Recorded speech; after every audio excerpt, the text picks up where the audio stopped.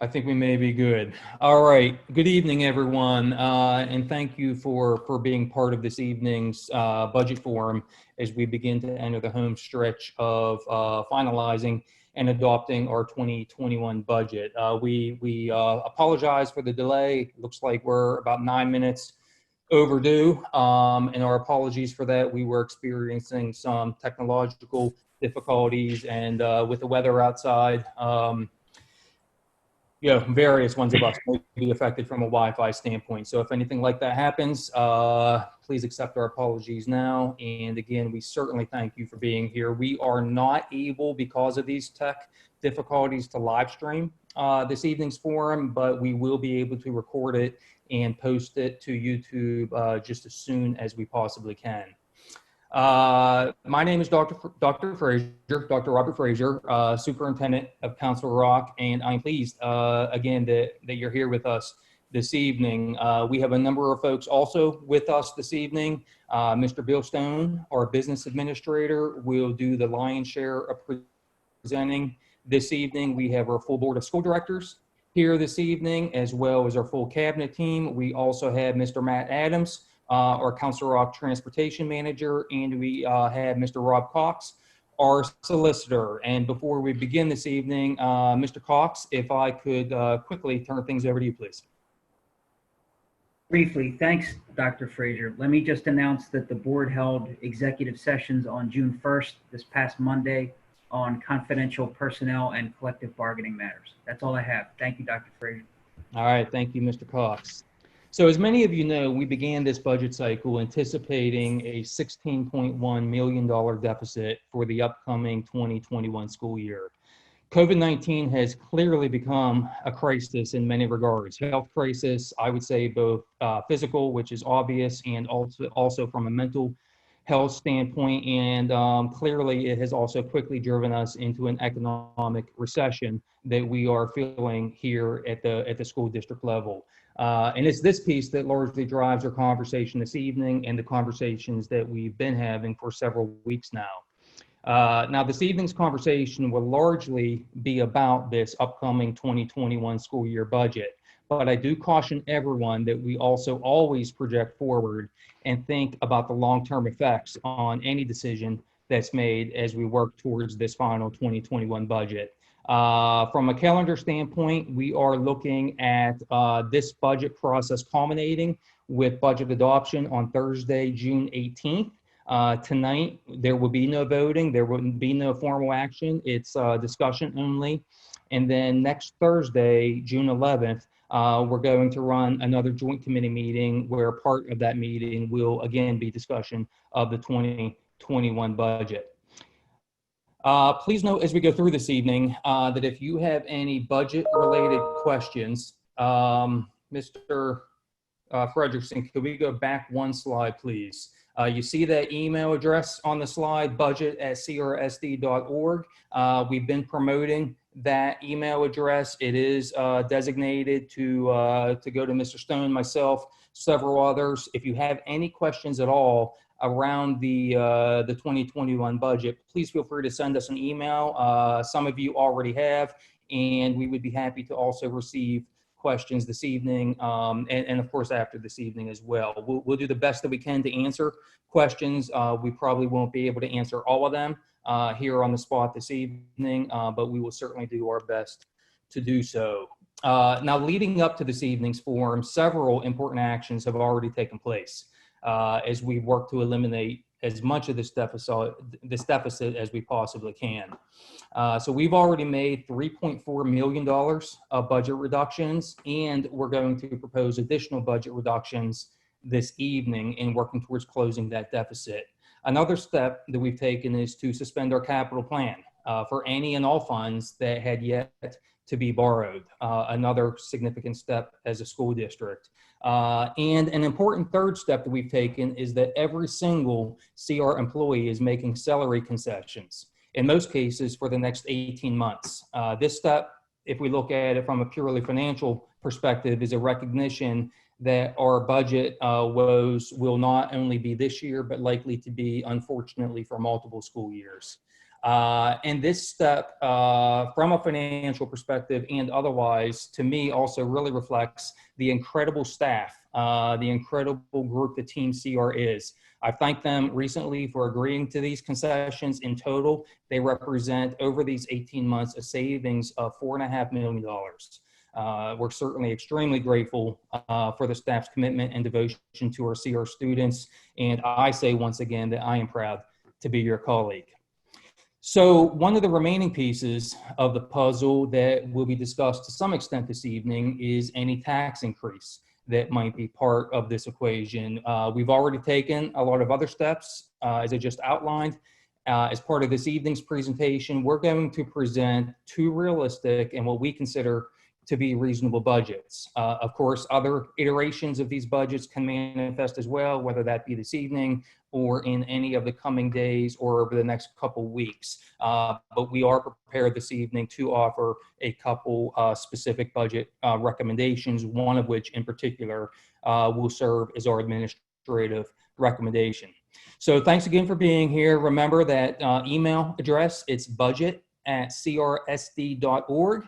And again, any budget related questions that you have, please throw them our way to the extent that we can. Again, we'll answer them this evening, and for other ones, we probably won't be able to just because it'll take a little bit of research or a little bit of work to be able to answer them, in which case we'll be sure to provide an answer either tomorrow or in one of the next couple of work days.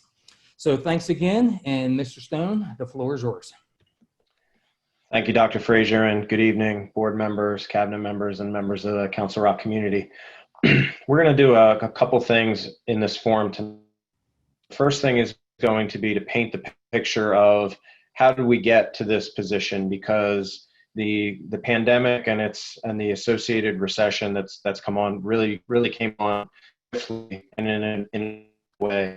And so we want to try to give the community an understanding of a little bit our budget picture, how our budget is built, and then move into how some of the reductions that we are making to make the budget responsible for this upcoming year. And then we're also going to address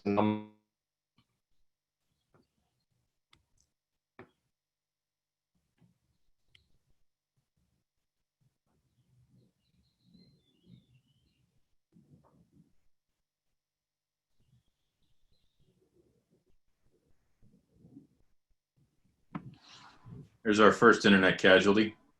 Wasn't sure if that was just me or not. Mr. Stone, if you can hear us, your voice cut out. of our economics became clear in March of about $16.1 million.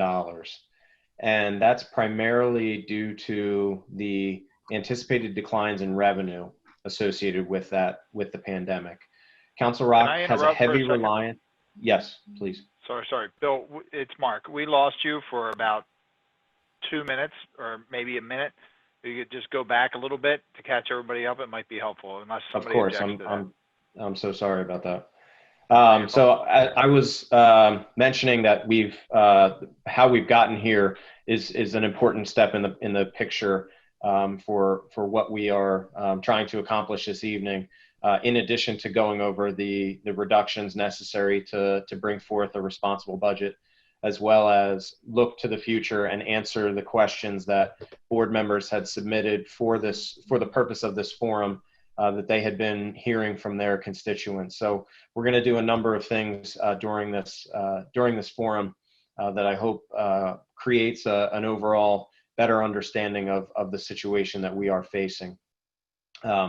So we did very quickly and very dramatically enter into a recessionary environment as a result of the closure and of COVID-19. And primarily the reason that we did so is because we in Council Rock have a very heavy reliance on local revenue, and in particular local tax revenue. And those local taxes have been subject to some tremendous uncertainty and some implications of the pandemic, which has created the likelihood that our revenues will decline not only in the current year but also in future years. So to give a few examples, the earned income tax, which is approximately $17.5 million of our revenue, the filing deadline for earned income taxes or local taxes was delayed from April 15th to July 15th. And so although that is likely to be, for the most part, a cash flow issue of pushing funds from the current year into the next year, it creates tremendous uncertainty around whether or not Council Rock is going to face significant declines in its revenue, because we will not see the impact of the economy on wages in Council Rock until those final returns are filed. And to give that some context, we typically collect about 20% of our revenue of earned income taxes in the last month of May. And so with that now pushed into August, we won't be able to capture just how steep that decline might be. So it introduces tremendous uncertainty into a revenue source that is typically very predictable. Similarly, we're seeing effects on our collection rates as far as the occupation tax goes. Interest rate decreases because the interest rates that we are able to invest in are essentially at zero. We, as a school district, we do not have a lot of latitude as far as investing of taxpayer funds. We want safe investments, which generally means that they do not yield significantly high interest rates. So we don't follow the stock market. We follow more of a federal funds rate, which is significantly lower.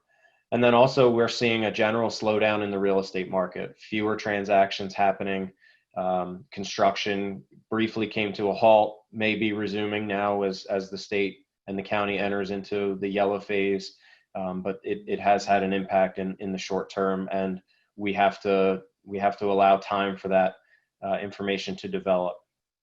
And then the last part of our overall budget picture is that prudence calls for us to assume a full return to school as the budget reopens. Now, that's not our plan from an academic standpoint. We still have much work to do and much guidance to receive from state and federal authorities about what the reopening plan looks like. But as from an expenditure standpoint, if we were to not assume that full return, then we could be in the position of not having sufficient funds available to provide the education that we need. So that's why we are seeing a decline in revenues, where we're also assuming that our expenditures are at the same level. So that's accounting for a lot of that, a lot of the uncertainty and the amount of that deficit.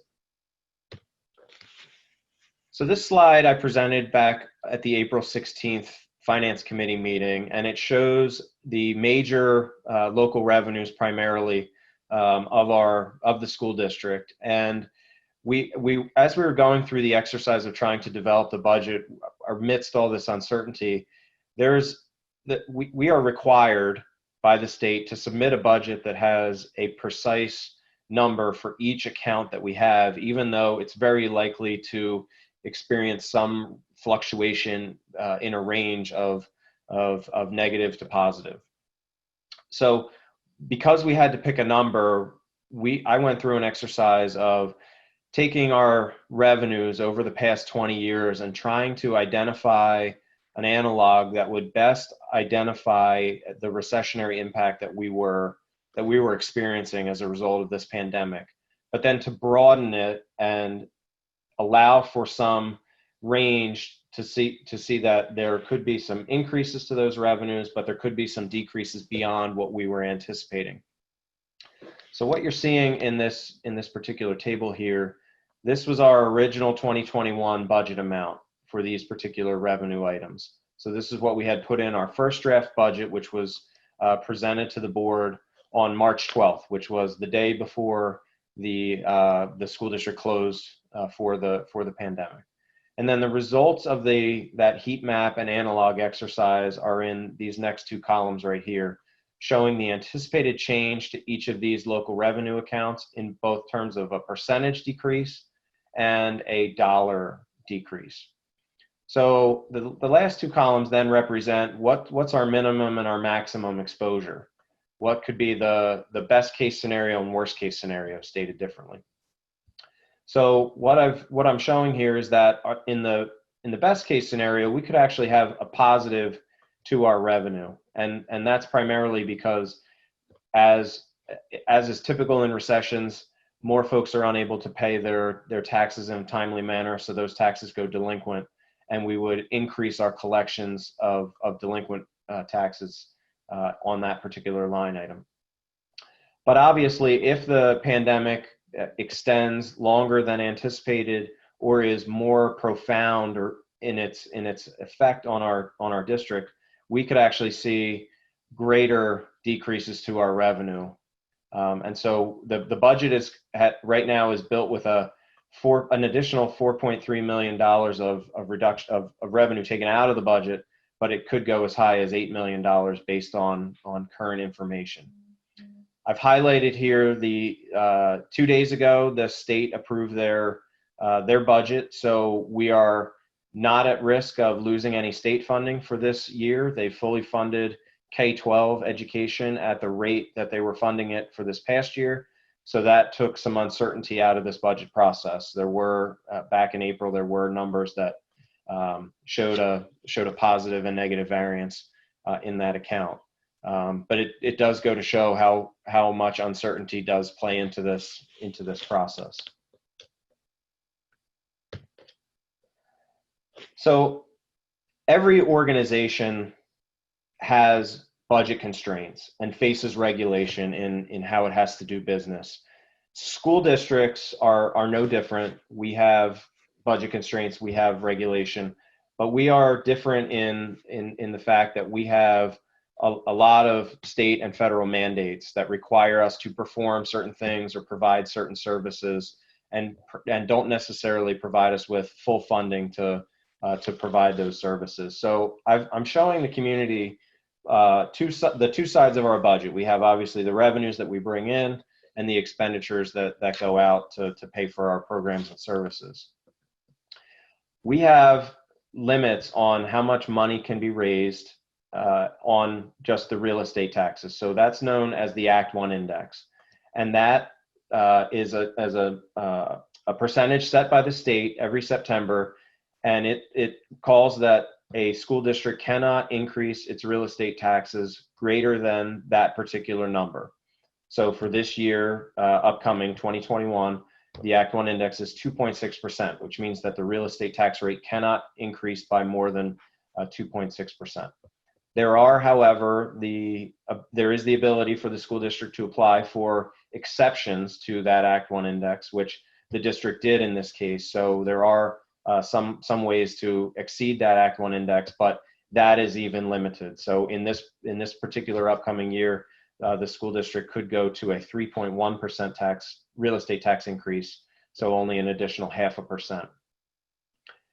So there's a natural consequence associated with Act 1. It was intended to limit the property tax increases, which it does. It certainly restricts school districts' ability to increase taxes beyond that Act 1 index or that index plus exceptions.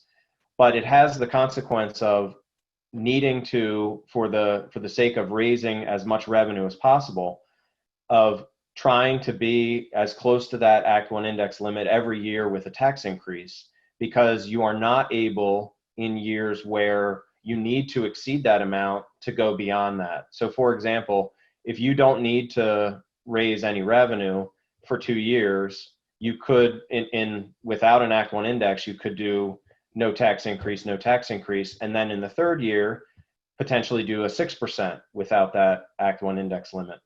But since Act 1 calls for only, just for the sake of this easy example, 2% every year, in order to get to that 6% needed in year 3, you have to do that 2% every year.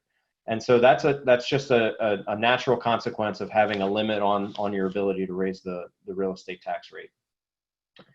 The other local taxes that the school district collects are highly sensitive to economic changes. So the earned income tax is based on individuals' wages. The occupation tax is based on the fact whether an individual is working or not, and in what type of occupation are they working. interest rates. We very closely follow the federal funds rate. And if that is at a low point, our interest earnings are very low. And that's one of the numbers that you saw that essentially went to almost zero for the upcoming year. And then as a taxing authority, as opposed to a private company, we can't raise the price of widgets. We have very few alternatives to generate revenue within the confines of what we can do. On the expenditure side, I alluded to unfunded state and federal mandates. And the prime example of this is the contributions to the state retirement system, or PSERS. We must pay in the upcoming year 34.51% of every dollar of salary into the state pension system. And that's only reimbursed at 50% by the state. So the local taxpayers bear the other 50% of that. So in rough dollars, that's about $39 million in the upcoming budget of total expenditures. And we only receive about $19.5 million back from the state. Special education is another example of a mandate that is not very well funded. We spend about $50 million on special education services and only have about $9 million reimbursed through the state or federal sources. So that's funded at only about 18%, even though the federal legislation when IDEA was passed called for 40% funding. They were well short of that mark.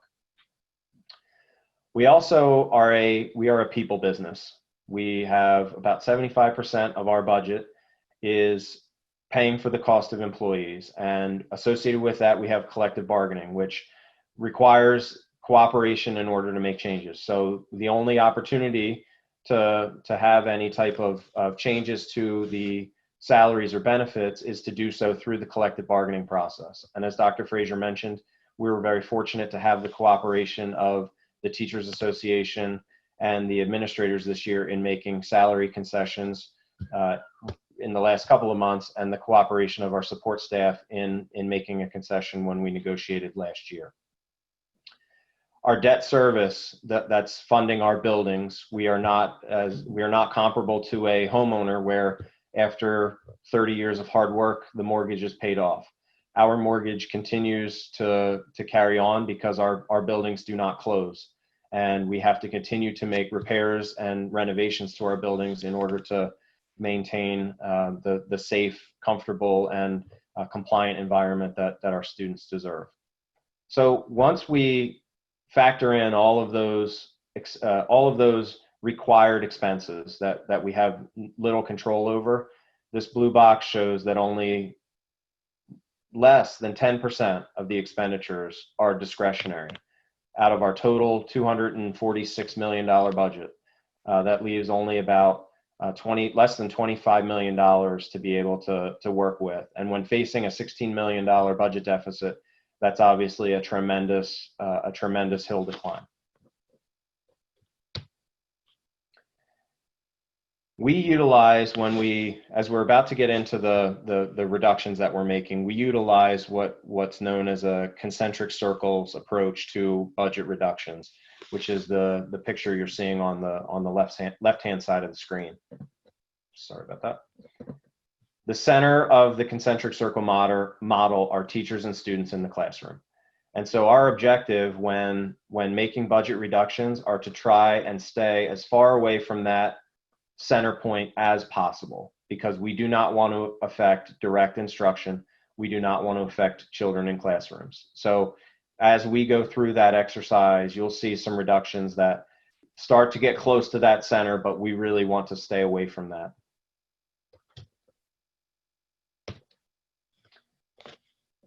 So here are the assumptions that were in the budget that we reviewed at the school board meeting on May 21st. We had, at that point, made $7.1 million of budget reductions to date. And Dr. Frazier alluded to how those came through. Primarily the reductions for employee concessions, as well as the reductions to what are known as our 300 to 900 objects, the services, supplies, and equipment that we need to purchase in order to run the school district. We also have natural attrition and savings from the retirement of professional staff. Most professional staff, when they retire, are at the top of the salary schedule, making the highest earnings. They are replaced by an employee, at the lower end of the salary schedule. So there's a natural savings associated with that, and we've accounted for that in the budget. The other assumption that was included in the May 21st latest update to the budget was a real estate tax increase totaling $4.9 million.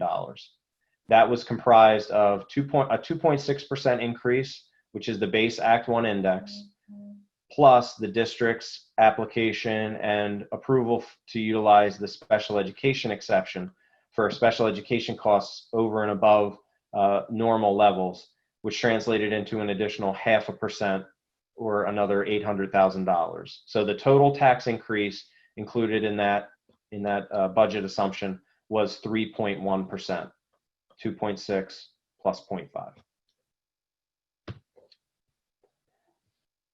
So this is the jumping off point for our discussions this evening, and I'm referring to this $4.1 million remaining budget deficit.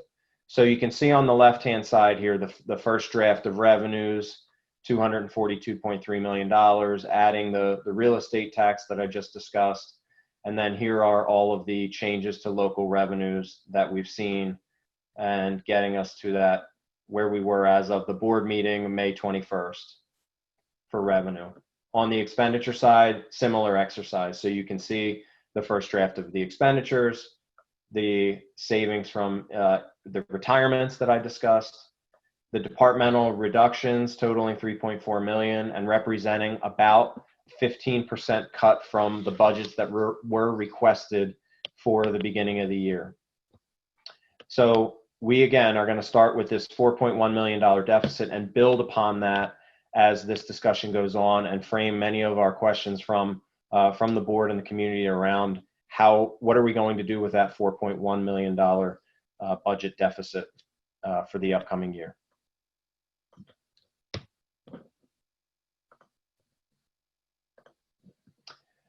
Closing the loop on some discussion that we had in the two meetings in May about what's in and out of the budget. So we have in the budget, and that's been discussed at prior meetings, 3 elementary counselors to bring our ratio of counselors at our elementary schools to a 1-to-1 level. That would mean 1 guidance counselor for each elementary school. 2 of those counselors are funded by a state grant, and they will be funded by a state grant for 2 years. The district has already been approved for that state grant. The 3rd counselor would be funded by local funds. Mr. Stone, sorry to interrupt. You just cut out real quickly. Would you mind going back through the 3.0 elementary counselor piece again? Of course, forgive me. We have 3 elementary counselors in our in the budget for the upcoming year. That is to get our ratio of counselors to elementary schools to a 1-to-1 level, so that every elementary school would have a guidance counselor, and that's centric to our strategic plan that was approved last year. 2 of those counselors are funded by a state grant, which has already been approved by the state and awarded to Council Rock, and it will cover the cost of 2 out of those 3 employees for the next 2 years. The 3rd counselor is funded by local funds, by the district, but all 3 are included. The 2 that are funded by the state have a net no impact on the budget because there's a revenue and an expenditure that offset each other. We also discussed some additional curricular resources, the primary which is a program called Into Literature at the May 7th committee meeting. Those resources are in the budget. They are included in the 2021 budget proposal that you're seeing so far. What's not included in the budget that has been discussed previously is a new position for English language development, or our English language learners, those students who are coming to us where English is not their first language.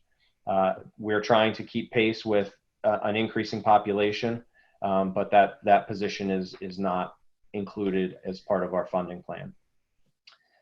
We also took a second look at 2 software purchases that we had contemplated and discussed at our prior meetings and tried to find a way to make these these softwares cost neutral, but simply could not do so.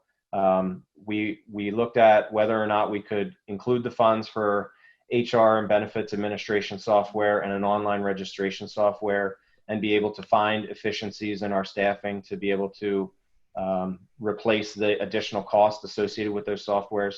But we simply could not do that without affecting our budget in a negative way. So the last slide I'm going to go through here, and I'll allow Dr. Frazier the opportunity to comment at the end, is to show what we are going to be discussing over the next 2 meetings as the starting point for our final budget options.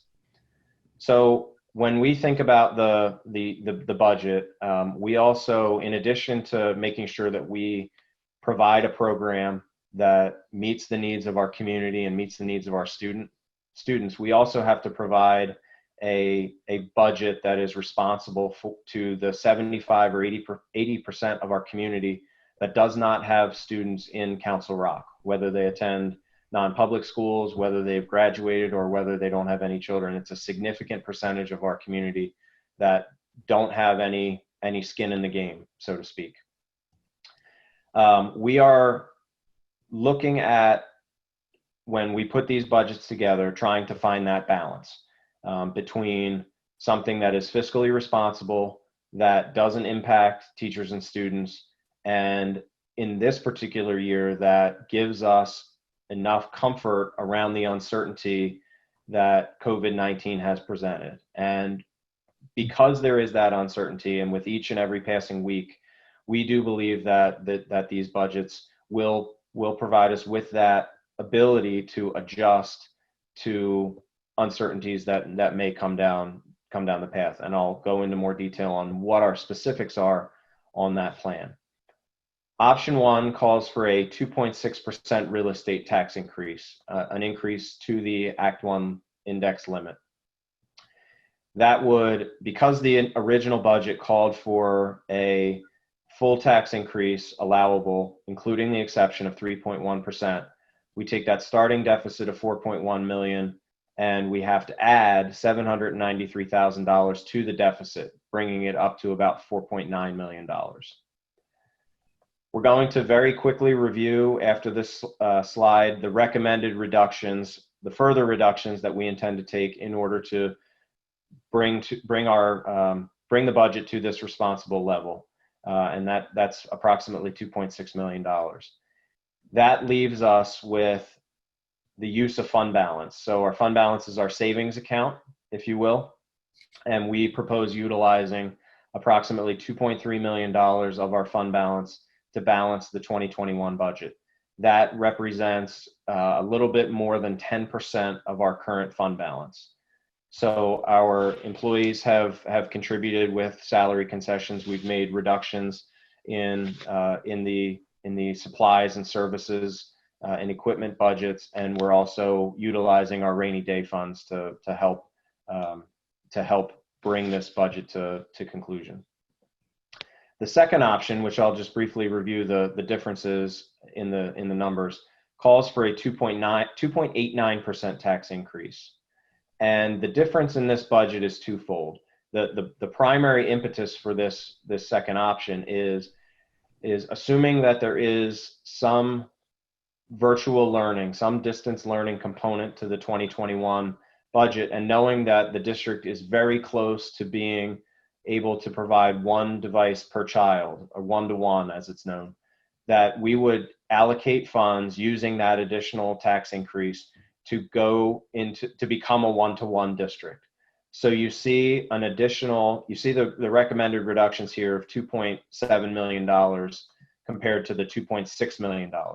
The difference is a $100,000 reduction to the technology budget for additional computer replacements. If we purchase new computers, it's logical that we would have less money needed to be spent in repairs. So we could make a further reduction to that budget. But then we would also have the cost of becoming one-to-one and purchasing the additional devices of $628,000, which would be covered by the combination of three things: the $100,000 reduction to the technology budget that I discussed here, the additional tax increase, bringing the rate up to 2.89%, which is about $450,000, and the use of at least $750,000 of ESSER funds, which are the funds that the federal government recently approved for school districts to be used to stimulate the economy and to support operations.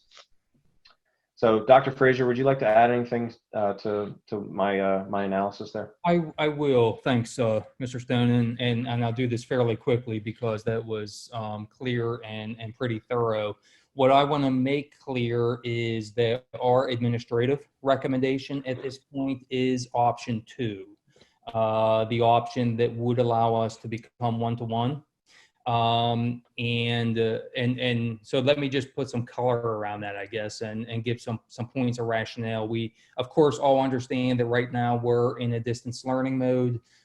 We don't know what the upcoming school year holds as we start the year, go through the fall, go through the winter.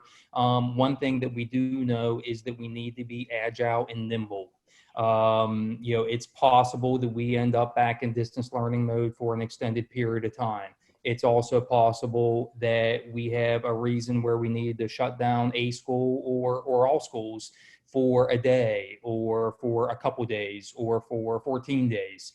We just don't know. And we're going to go through the bulk of the school year, or at least part of the school year, needing to be ready to shift and move, close at a moment's notice, and switch from brick and mortar learning, in-person learning, to learning online.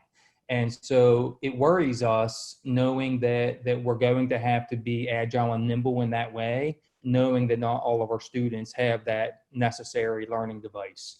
So we can make sure that students are taking that Chromebook home on a nightly basis, so on and so forth, so that whatever the next day brings, we're prepared for that.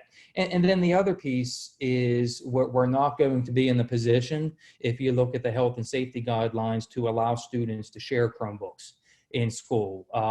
There's you know, we want as minimal as possible sharing of items amongst students. So we've come a long way with technology over the years, and we have a great system in place. We have a great support team in place with our IT department and our tech specialists, and we really want to keep that momentum going. And then when you add on all the uncertainty related to COVID-19 and needing to be ready to be open, to be closed, to go back and forth, there are just too many unknowns in terms of the virus itself and how that virus will impact school status day to day, week to week, month to month, at least through the first portion of the school year. So we believe that for that amount of money, and the additional tax increase, the 0.29 does not equate to the $628,000 needed to go one-to-one. But by using some of these CARES funds and by using some of the money that was already earmarked, as Mr. Stone said, for technology repairs, this feels like a very responsible budget to students, to staff, and trying to keep that tax increase as low as what we possibly can, and making it as fair as possible for our taxpayers and our community members as well. So option 2 is as we present here this evening, option 2 is administratively the budget that we are recommending at this point. Thanks, Mr. Stone. All right, thank you, Dr. Frazier. So it's at this juncture that we're going to actually talk about the next level of budget reductions that need to be made. And I'm privileged to have the members of the cabinet team here, and they know these. They know their budgets best, and they've been kind enough to agree to describe the reductions that are listed here. We have 2 slides worth of reductions. So at this point, I'm going to turn it over to Mr. Sanko to talk about the reductions, starting with athletics, and then we'll all just pick up as we go along. Thanks, Mr. Stone. The athletic reduction is similar to what we've done with the building reductions. We asked for a 13 reduction across each of our schools. And we did something similar in asking our secondary schools for a 10% reduction in their athletic budgets. As you can see here, that comes by way of supplies, equipment, and uniforms. Thank you, Mr. Senko. The next three items are in the business department budget. We are recommending cuts to all non-essential travel in all departments. So unless the travel is needed to maintain a certification, it will not be approved. And we're also reducing the budgets that we have for any meals that are provided when we have working lunch meetings. The second item is to defer a proposed pay increase for per diem substitutes. We utilize a third-party provider, ESS, who gives us our per diem subs, and we had been discussing with them the potential to increase the pay rate for substitutes to remain competitive in the local environment, but we just are not in the position to be able to do that this year, and so we are reducing the budget by $150,000 to defer that pay increase.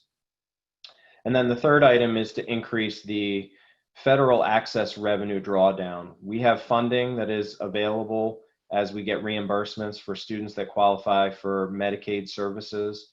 And we've taken a look at our balances in the account and believe that we can increase the revenue that we bring in this year and the upcoming years by about $300,000. We will have to phase that number back down to our current level in order to be able to accommodate the fact that we're drawing down more than we're bringing in. But we do believe we have a window of time where we can allow that to happen, and now would be the appropriate time to do that.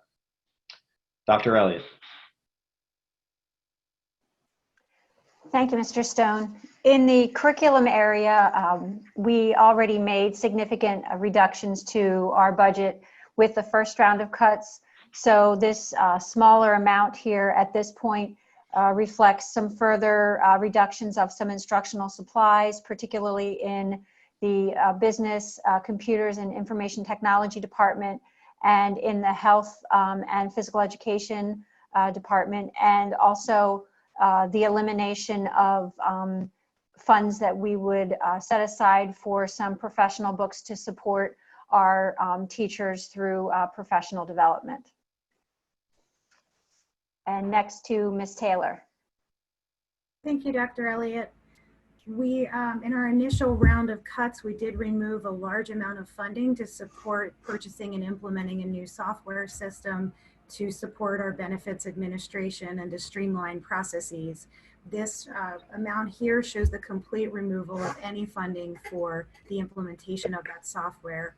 And additionally, you see the removal of some monies from our recruitment budget, which will reduce our ability to attend certain fairs, but not all. And also our recruitment materials budget has been reduced. Thank you. In K12 education, in the first round, we made significant cuts. In the second round, we've looked at and are recommending canceling the Qualtrics subscription. Qualtrics is an online platform. It's high powered in terms of gathering analytics and survey results. It is used widely across the district. For example, we built our alumni survey with it. We use it to poll our teachers and staff after professional development opportunities for them. And again, going back to that concentric circle Mr. Stone spoke about earlier, we feel that this is far from the classroom, and it was a recommendation that should be made. Under the operations reduction, in the last round of cuts, we made about a $400,000 cut out of this line item. It's labeled new equipment purchases. It's basically unforeseen issues that are non-emergency related. For example, it could be a carpet that smells musty but doesn't have an environmental issue. We may go in and replace that carpet mid-year. Things such as that. We could need air conditioning, temporary units in a space that we may not have the funding for. This cut, the additional $200,000, still preserves around the same amount, 200,000, which equates to about $13,000 per school for non-emergency related items that we would be able to assist a principal in addressing if something unforeseen comes up. But this will increase that total cut to around 600,000. I'll certainly not do as well as Dr. Lambert would do in describing the special services reductions, but I'll try my best. The lion's share of the reduction of $58,000 comes from the fact that we will not be able to, given the pandemic and the situation that we're in, be able to conduct any evaluation testing over the summer. So that there is a reduction in the hours allocated for psychologists to do that testing over the summer. There are two other reductions in that line item related to training for trauma-informed care that was planned for August, but that will not be happening, as well as slowing down the implementation of the positive behavior intervention and supports program that we've been starting to utilize grant funding to use, but we are now beginning to build in some district funding. So those will be deferred until a future year. Moving on to staffing. Okay, thank you, Mr. Stone. Mr. Stone did speak a few slides ago regarding the ELD position. I did want to ask what Mr. Stone shared previously in pointing out that last year we did have a 0.6 ELD teacher in our preliminary budget because our needs each year are growing and growing. And last year we did have to remove that additional position from our budget. And this year we are once again pulling that back. So I did want to make that clear that this is a position that we have had to pull back twice now, both in the preliminary budget last year and this year. Another reduction in the staffing area is to not fill behind 2 vacant teacher assistant positions. That's challenging because our student needs become more apparent as the summer goes on. At this point, there are a lot of unknowns. We're still very early into the summer months, and that is always concerning when we're just there. We are recommending as well the elimination of the evening library hours at both Council Rock High School North and South. We are fortunate to be able to preserve the 2 individuals that occupy those positions by redistributing them elsewhere in the district due to some retirements of library assistants. So they are neutral in terms of a human being impact, but the impacts are more to our students and our programs. Thank you. The additional $62,500 for technology centers around the elimination of some additional security products that we're going to purchase for network monitoring and behavioral analytics on the wire, as well as some funds for the servers and storage. So in addition to the $750,000 that was already cut, this is the additional funds. And the last reductions in this group of 2.6 million are in the transportation department. We are proposing to eliminate funds for the use of a consultant to help us with the school start times work that was beginning in earnest prior to the closure.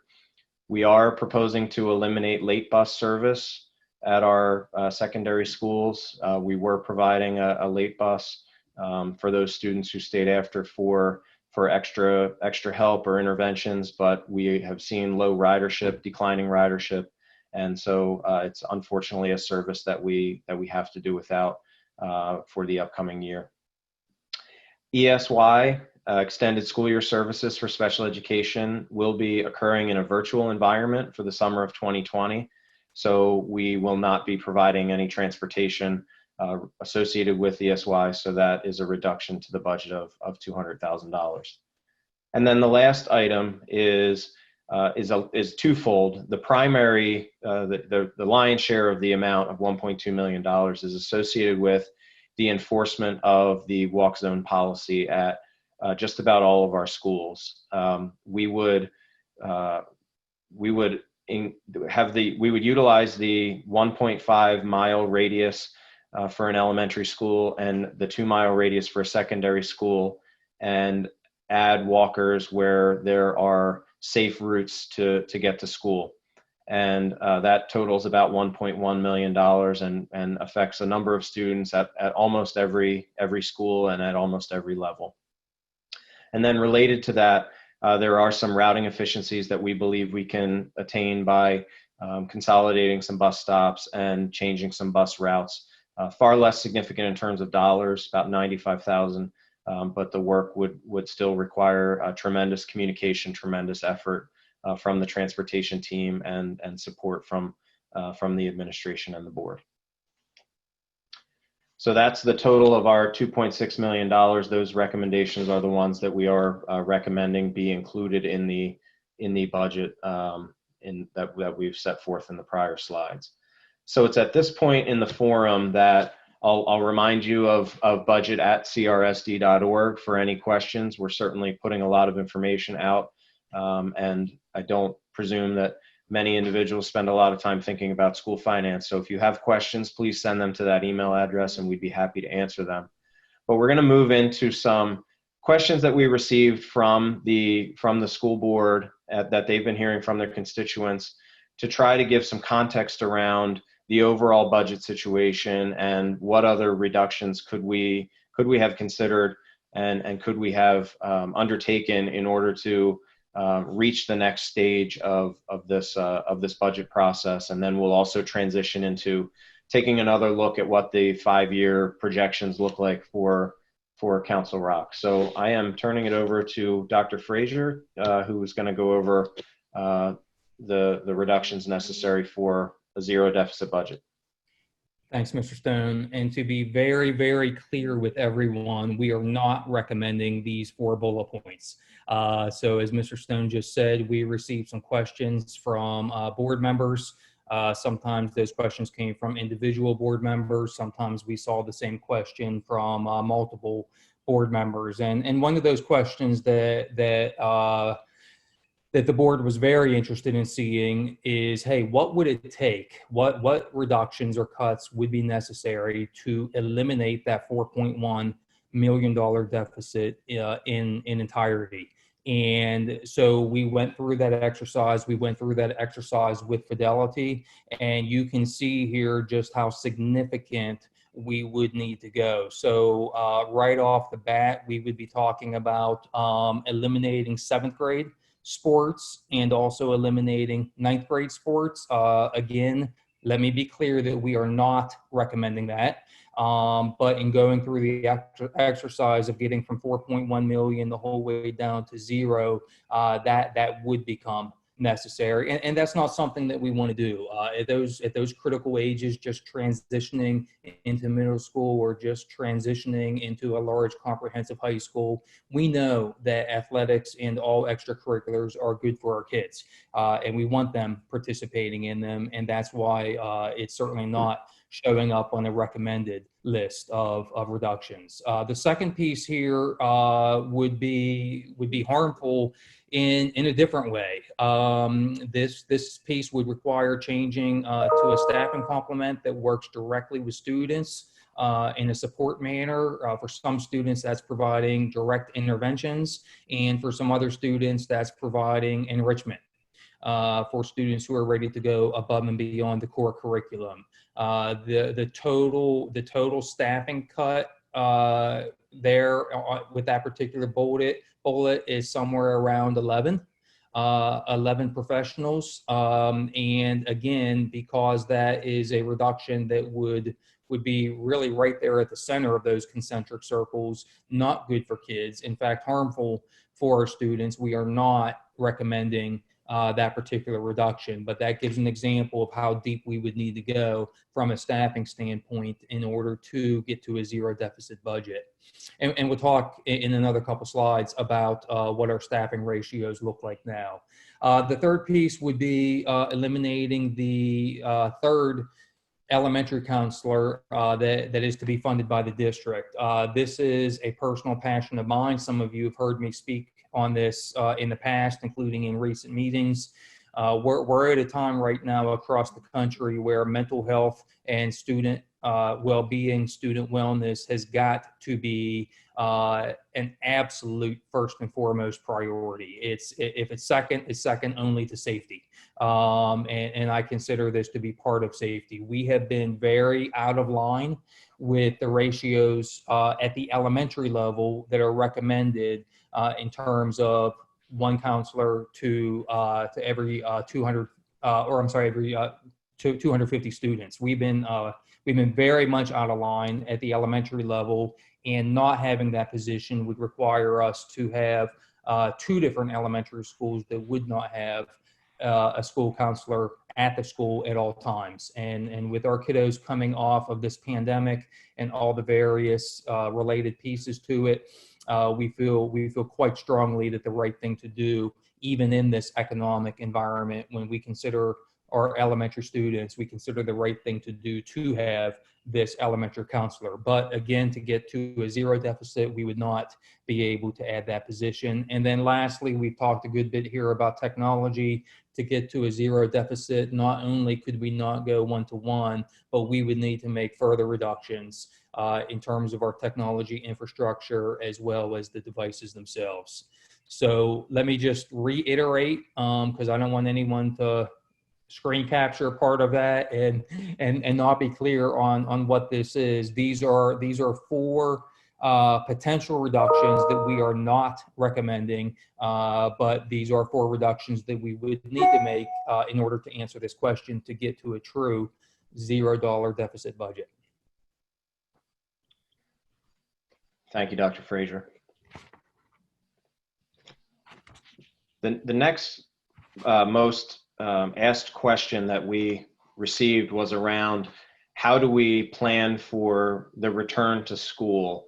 How do we plan for the costs associated with COVID-19 and whatever requirements may be impressed upon us by the state or federal authorities with respect to social distancing, things of that nature. So as I mentioned earlier, the 2021 budget assumes normal operation in terms of the dollars that it contemplates. And increasing the expenditure budget at this time would only grow that deficit and would require additional reductions to program areas in order to accommodate some of the purchases necessary to return under COVID-19.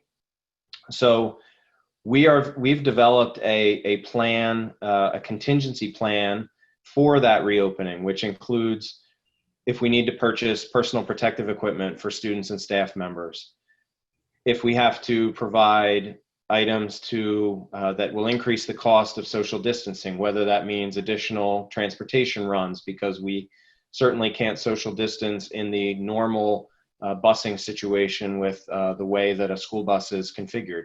We can't provide appropriate social distancing in cafeteria settings.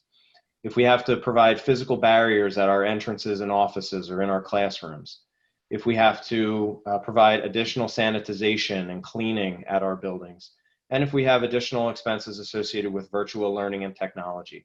All of these items are very real possibilities for when the district comes up with its plan for how it returns, informed by federal and state guidelines. But these are the things that we were contemplating when we think about how will we purchase these items, how will we be able to afford this in the upcoming year.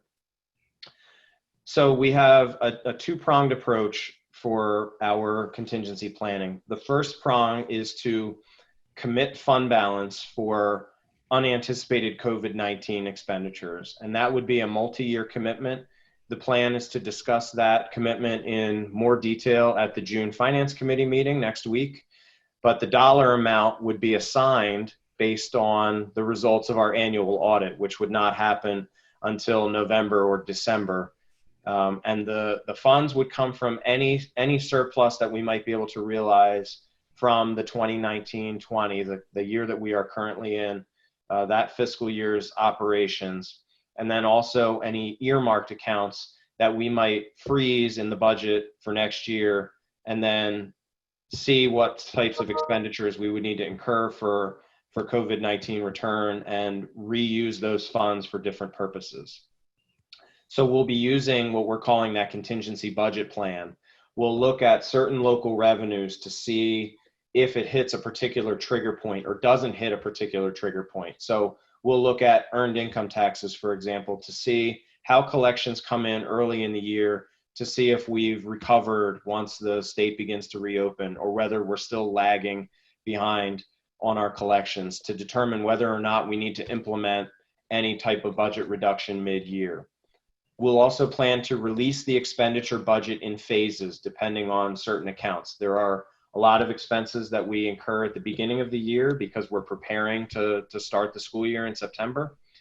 But there are other accounts where we can defer purchases or hold off on purchases until we see whether we hit some of those trigger points, or whether we've needed to purchase any of these, any PPE or any social distancing accommodations.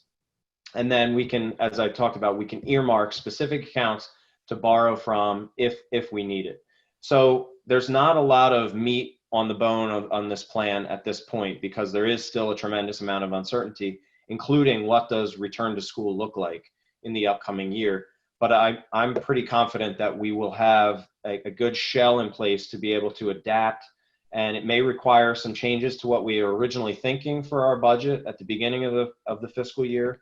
It's going to require likely some mid-year changes, but I think that the budget will be adaptable based on the fact that we'll have some committed fund balance, which we can use for those one-time non-recurring expenses associated with COVID-19, and be able to borrow from other accounts if we see that our revenues or our expenditures are coming in differently than we anticipated.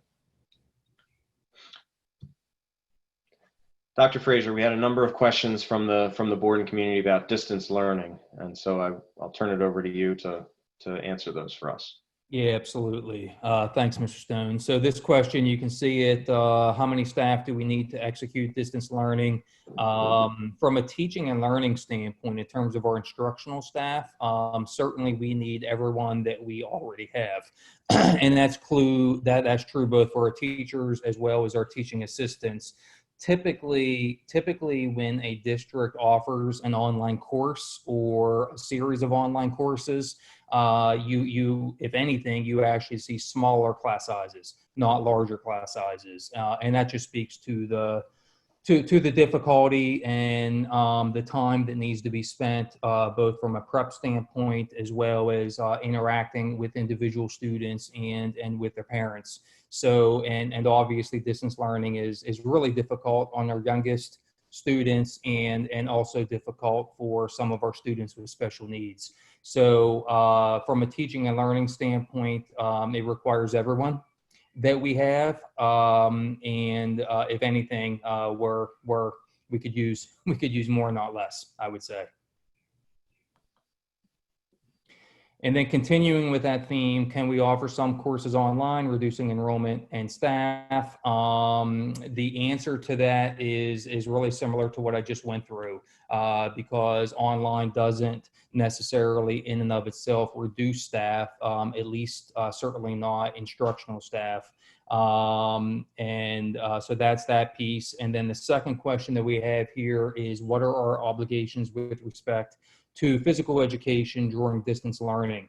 So just like any program, there are standards, academic standards to go with those programs.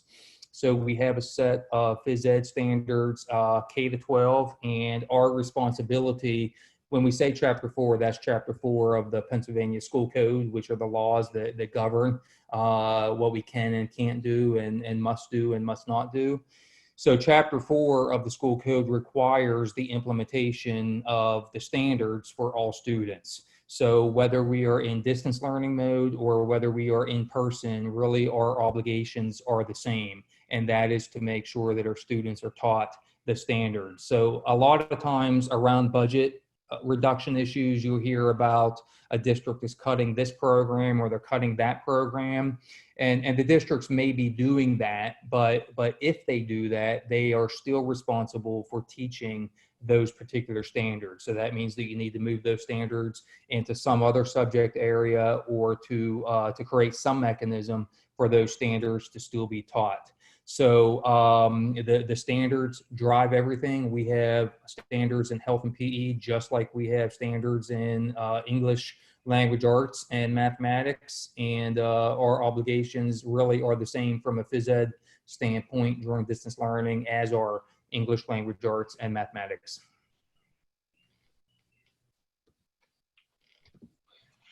The next question revolved around how much do we pay for extracurricular activities, and can we utilize a pay-as-we-go model if the closure extends into the fall? And it's a two-part answer. The first part is around Act 13 of 2020, which required the continued payment of extracurricular salaries during the pandemic. So we did, although spring sports did not occur in a normal season by any stretch, we did still pay the salaries associated with that because of that requirement. But that legislation does expire on June 30th of 2020, so at the end of this month. So this chart shows the cost of both the clubs and activities. Those, think of those like yearbook, environmental club, class advisors, and things of that nature. Whereas the $976,000 here is purely associated with student athletics, and the total is $1.62 million on extracurricular activities. So the next set of slides gives us a look to the future, and this is also something that we presented at the May 7th Finance Committee, and we took a look at what's the impact of COVID-19 and the new assumptions that we have to factor into our budget around revenue collections and possible impacts to our expenditures. What does that look like over the long term? And it's relatively small, but you can see the lines that we focus on here are the net operating result, this line here.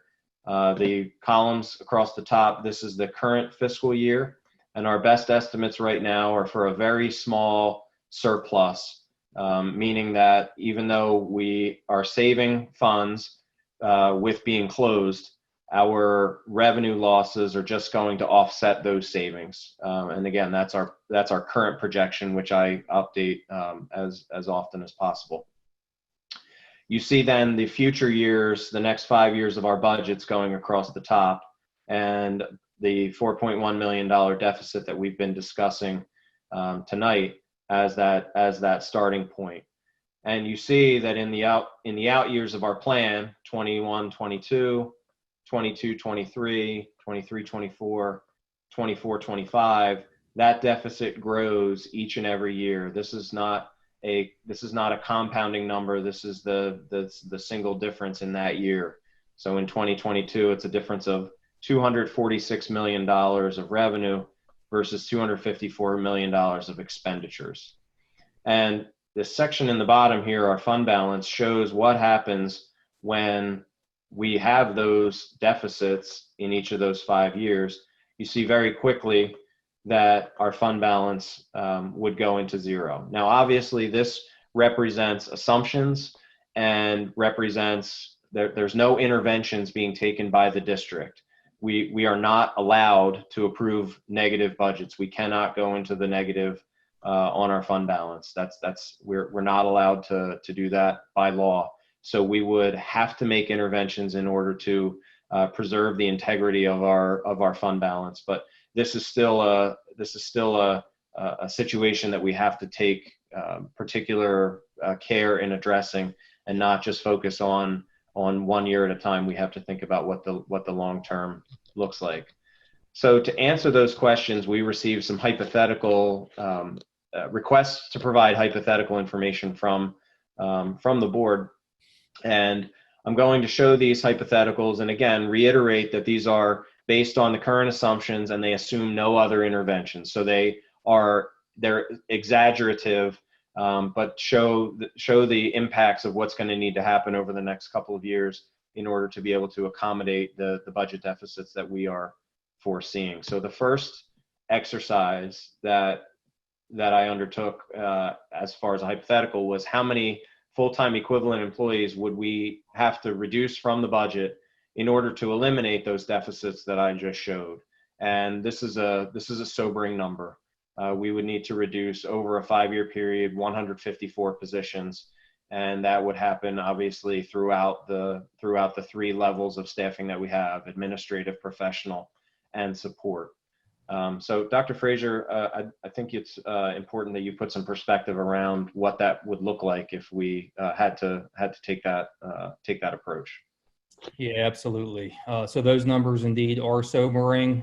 We do need perspective around this. And when I get asked questions around furloughs and the like, publicly or privately, my mental mindset goes right to some of the information that you see on this slide. So on the left-hand side, you see our current state, our administrative team. In totality, myself included, our entire district-wide administrative team adds up to 46 administrators. That makes our student to admin ratio 237 to 1. And with benchmarking that we've done with the other school districts around the county that have 5,000 or more students, because it's hard to compare when you think about the much smaller districts. So the rest of the county that has at least 5,000 students, the average ratio is 185 students to 1. So what that results into us, for us, if we would apply that ratio of 185 to 1 to us here in Council Rock, it would actually add 12 administrators. So you hear some of the board members sometimes talk, you hear me sometimes talk about how it's a very lean administrative team, and these are some of the numbers that we've looked at in the past and now are sharing with you as part of this exercise. And I would say the same thing, or at least very similarly at the teacher level. We currently have 840 teachers. That makes our ratio, our student to teacher ratio, 12.91 to 1. And when you compare that with the other 498 school districts in the state and you calculate their student to teacher ratio, we actually rank here 397th out of 499 school districts. So that places us in the 20th percentile, and that's not really a wonderful place to be. So it means that we're also lean, very lean on the professional staff side, and we're unable to do this sort of comparison with our support staff because you just really can't go apples to apples with support staff because every district handles it so differently. But I can tell you that we certainly don't identify any excess personnel at the support staff level either. And you'll recall that back in 2016, as we were prepping the 16-17 budget, we needed to make a lot of staffing reductions. We reduced 40.8 positions. Prior to that, in 2011, we had to reduce 60 positions. So that's why with this particular budget deficit, we didn't want to go back to that source if we didn't have to. And that's why some of you have heard me say that I am reasonably optimistic that we do not need to furlough any staff. And with the budget that we're recommending this evening, we would not need to furlough any staff. So to play this teacher piece out, if we were to actually lose, you see the FTE numbers in each of these 5 years. Right now, we're in the 20th percentile.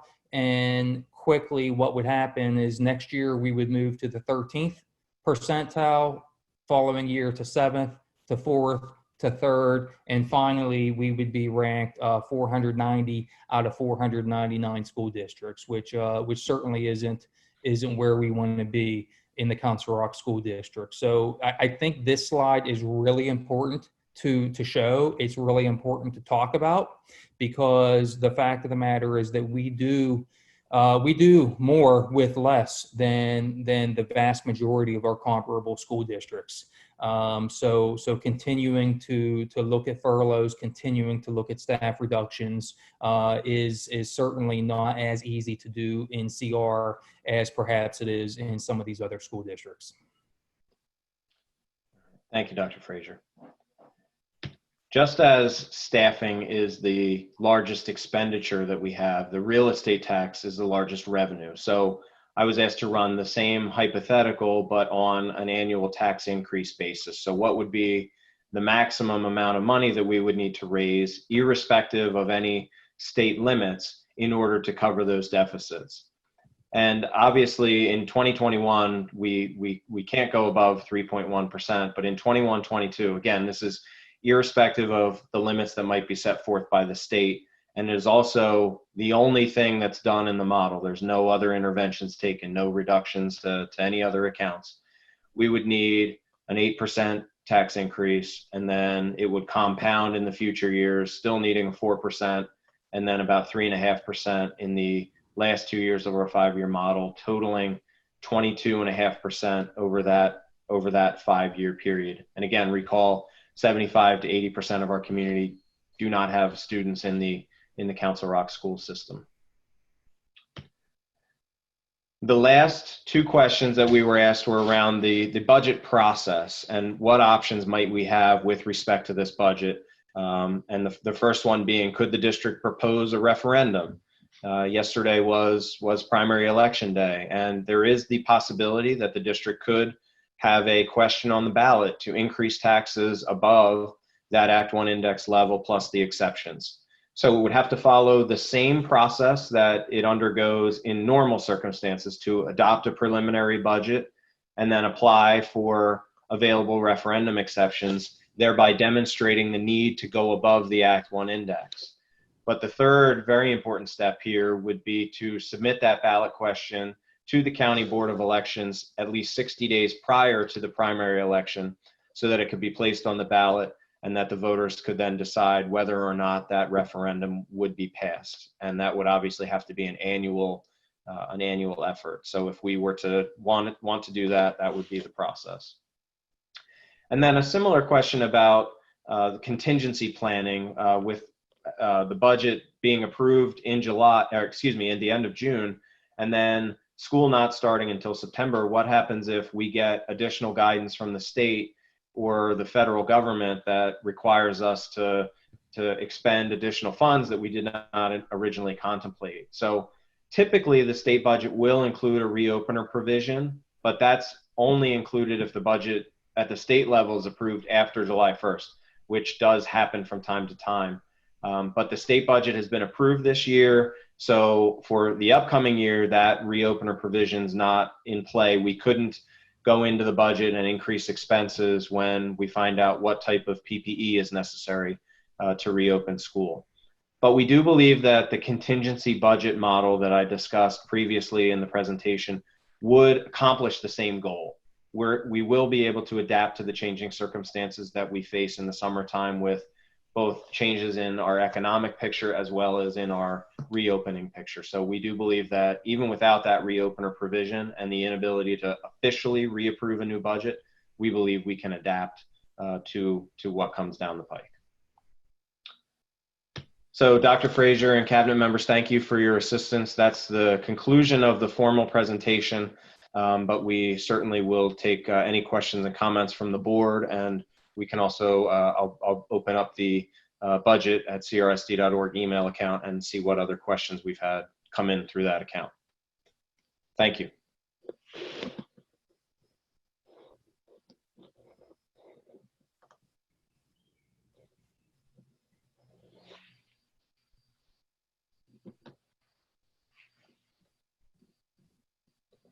Dr. Frazier, are we going to go through the public comment or questions that we have received today before we get into board comment? We can do it either way, Mr. Block. We can, I do know that we've had 3, 4, 5 emails come in since 7 o'clock when this meeting started. We can answer the ones that we can before board comment, or we can do it after. Either way works well. Probably wouldn't be a bad idea to take what we have so far and let the board benefit from hearing some of those comments and or questions before we comment, unless any of my peers want to do it the other way. I support doing the public questions first, Mr. Block.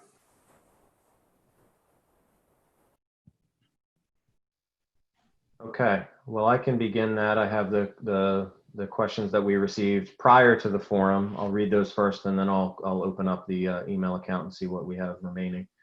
We have a question from Mr. David Channon. He states that obviously Council Rock will be forced to undergo massive budget cuts to counteract the $4 million deficit. What specific items on the budget are on the top and bottom of the priority list for district's funding? And he asked that we please be specific.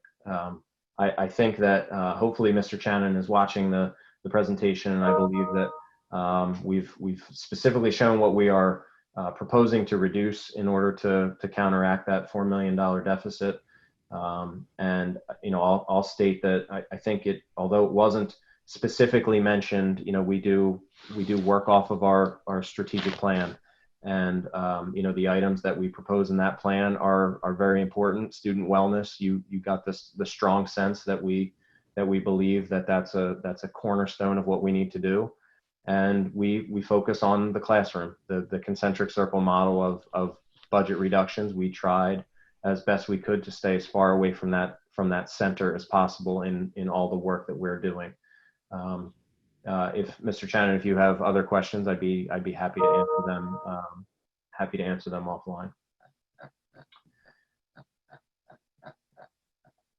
The next question is from Joe H. He asks, what is the main revenue streams impacting the school system? I think we would save money on overhead expenses. He also anecdotally comments that the teachers at Soul Finestone did a great job in handling the crisis. So a shout out to the staff at Soul Finestone. He is correct that there are overhead expenses where we are saving money, but as I demonstrated, our initial projections are showing that those savings are being offset by revenue losses that we're seeing primarily as a result of the earned income tax being pushed into the next year. Unfortunately the savings are being offset by those revenue losses. The other point to make on that is that if we do end up with a surplus, if those revenues come in a little better than expected or the expenditures come in less than anticipated, we're proposing that those funds be set aside for the unanticipated expenses associated with the reopening and the pandemic, because we do believe that those could be significant if there's a requirement that every staff member wear PPE, every student wears PPE. So we want to pay that. We want to pay that surplus forward in order to offset any pain in future years that could be exacerbated if we don't do that.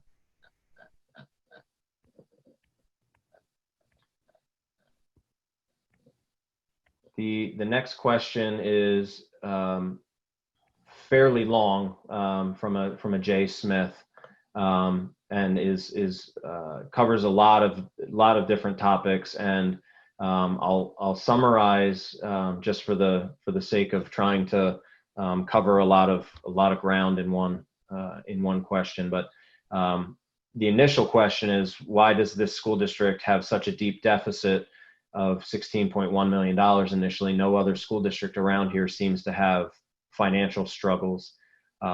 I can share that I'm frequently on calls with colleagues, and I know that that other districts are indeed facing the same challenges that we're facing. They're similarly impacted economically. They're having to make budget reductions. That's a very common discussion amongst my working group, and I'm sure Dr. Frazier hears the same thing from superintendents and board members likewise. She asks about CARES Act funding and why is Council Rock seeking help now and not utilizing those funds. The CARES Act money are available to school districts, but they come with certain stipulations around what those funds can be spent on. And incorporating those funds into the budget could result in simply increasing our revenues to account for the funding and then increasing our expenditures for that. We do think that as we proceed with our contingency planning, as these funds become well-known and available and applications are available, we can begin to incorporate these into our plan and help offset any other need to borrow from earmarked accounts. So That's the benefit of utilizing this contingency planning model, is that that patience will provide us the opportunity to make better decisions about reductions during the year and be able to adjust to the constantly changing circumstances. She also asks about the special education expenditures that are causing a huge hit to the budget, and I believe I explained that, but I'll do so again with that we spend $52 million on special education services out of our budget, and only about $9 million are reimbursed by the state or federal government. So she asks why we have to pay so much money out of our own budget when there's external funding for it. That she is correct that there's external funding, but it really does not even get close to funding the services that we need to provide for our students. The next part of her question talks about teachers and support staff sacrificing their salary earnings over the next 18 months to help decrease the budget deficit. So why is the board also mentioning furloughs and program cuts when the staff is already making this effort to fix the budget, and that teachers should be honored for their hard work and not punished? Dr. Frazier has made it clear that for the 2021 year, we do not anticipate needing to furlough any employees. And again, just to reiterate that we went through an exercise to see what cuts would be necessary in order to reduce the $4.1 million budget deficit, but we are not recommending any significant changes to programs or furloughs for the upcoming year. And we certainly do appreciate the efforts made by teachers and support staff in a tremendously trying time for everyone, not just economically, but also personally and educationally. So the next question asks about some history in the district, and why did the district have a $14 million budget deficit in 2016, and that was only a few years ago, and begins to talk about some of the initiatives that we started to implement after that year. And I, as you all well know, I was not your business administrator at that time, so I'm going to ask Dr. Frazier to help out with providing a little bit of history around 2016 and what that budget situation looked like. All right, thanks, Mr. Stone. I think there were a number of factors at play there. 2016, we're talking really about the spring of 2016.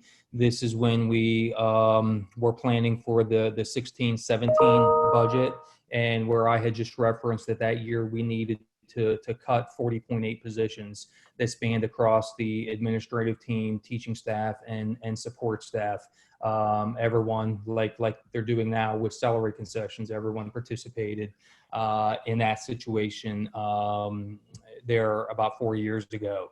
So because it was my first year, I certainly don't know all the whys behind that either. I do know that, and Mr. Stone had referenced this earlier, that one of the aspects of Act One, and we've had Act One, I think, since 2007, and so that does put a cap on what the property taxes can be, and what it has done, and a couple of our board members have spoken to this in the past, is when you take a 0% or a couple 0%, then before 2007 you could have that 6% increase, like Mr. Stone was talking about. So just looking purely at this from a tax revenue standpoint, in the 5 years leading up to the spring of 2016, we did have a 0% tax increase. We had a 0.6 in 14-15, and then a 0.25 in 15-16. And those were all done for good reasons, and certainly no fault in that. But in answering this question, obviously not as much revenue was coming in from this particular source, which happens to be our biggest source, and that would have played into at least some of it. But we were able to make those reductions that year. And despite the cuts that we had to make, it didn't aid our efforts or help our efforts in serving students and serving families. But I'm very proud of the work that we've done in spite of that. Thank you, Dr. Frazier. The next question is regarding capital improvements. So she states that there have been a lot of capital improvements throughout the district these past few years. Did the district spend money they didn't have to complete these projects? And is this deficit the result of the district's debt that they hope to pay off but now can't due to the pandemic? The answer to that question is no. There have been a lot of capital improvements over the years, but our debt service is being phased in over a number of years and is not a direct result of the deficit is not a direct result of trying to pay off of the debt. We are managing the debt in a responsible way to try to bring those funds on in a phased manner so that it doesn't overburden the budget in any single year. The next part of the question talks about the utilizing leftover allocated funds for the remainder of this fiscal year, that they were absorbed by the district, and that we had saved a lot of money by not running as much utilities, not spending on bus transportation, canceled field trips and events, canceled sports season, et cetera. So why is there, again, the question, why is there such a huge deficit if we're saving a lot of money from this year? So there's a couple ways to answer that. So I've discussed that we are anticipating a little bit of savings to be offset by, that's being offset by those revenue losses, and that those funds should be allocated towards the unanticipated COVID-19 expenditures so that we don't have to use them to reduce any other budget areas. And we are, as I mentioned, using about 10% of the district's fund balance to balance next year's budget. So using what many folks might refer to as rainy day funds to chip in to that budget deficit. So it is difficult to apply those one-time monies to a future year because those monies will not be around if we use those for recurring expenses. So there's a next question about numerous teachers retiring during the year and the new hires only making a small amount of money, saving the district millions of dollars. That is correct. We've built that attrition into the budget. And then she goes on to further ask, is the district trying to save even more money by cutting new positions to replace retired teachers?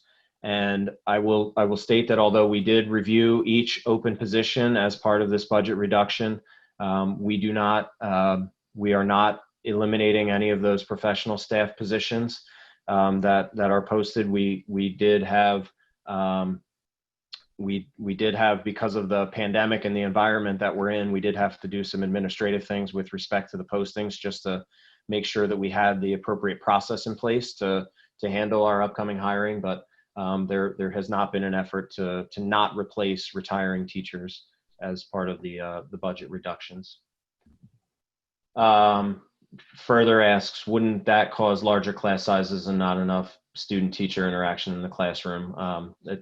Because we are bringing back everyone, that should not be an impact.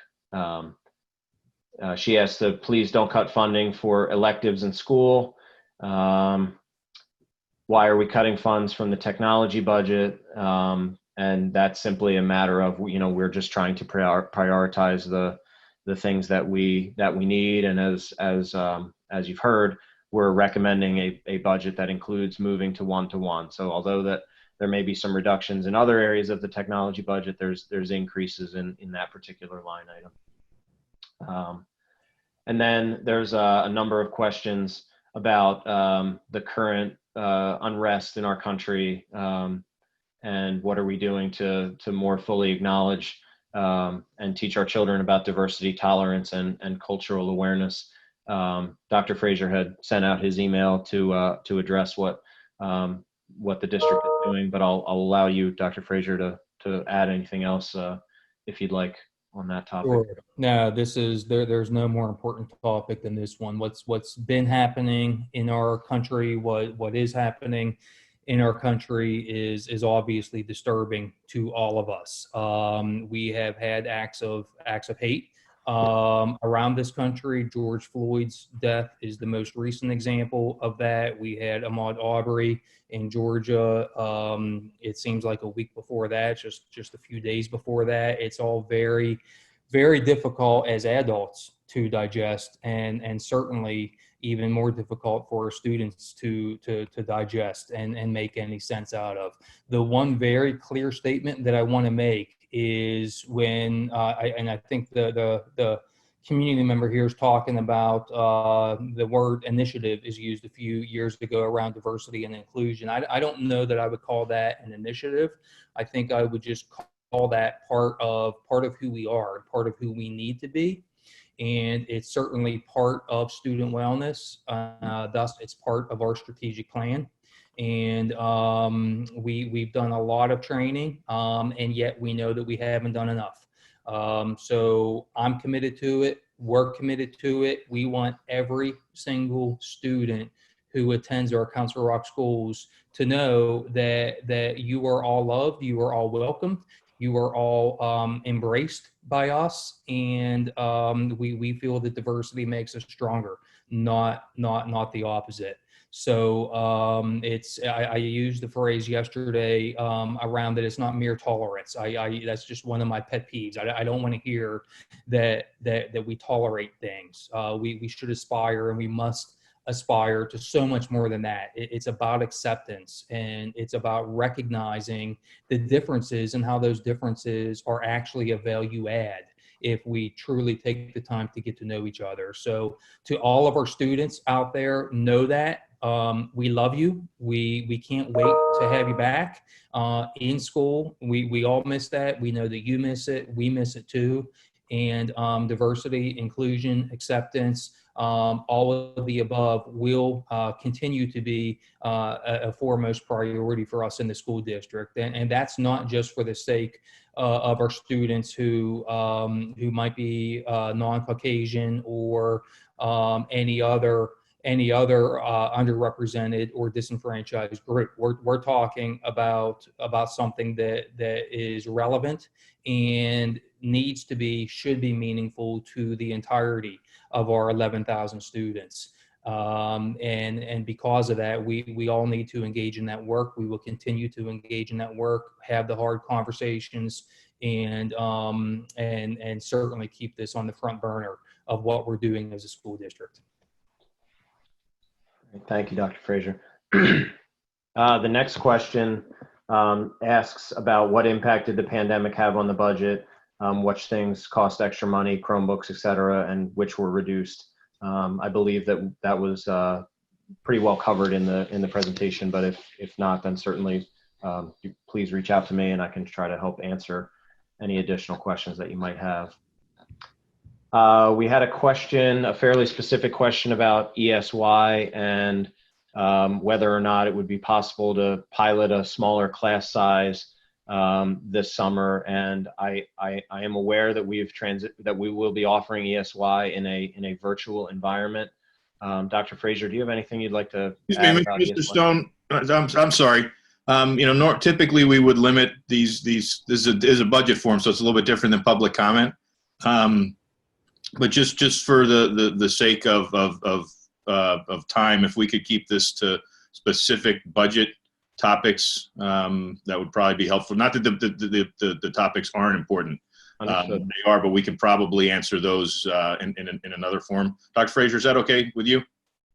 Yeah, that's absolutely fine. And I see that we still have several emails that are continuing to come in as we go through this. So I'm honestly not sure how long this will take us to go through. Happy to answer the questions this evening. Happy to put an FAQ together around these questions. But certainly we can expedite this a bit.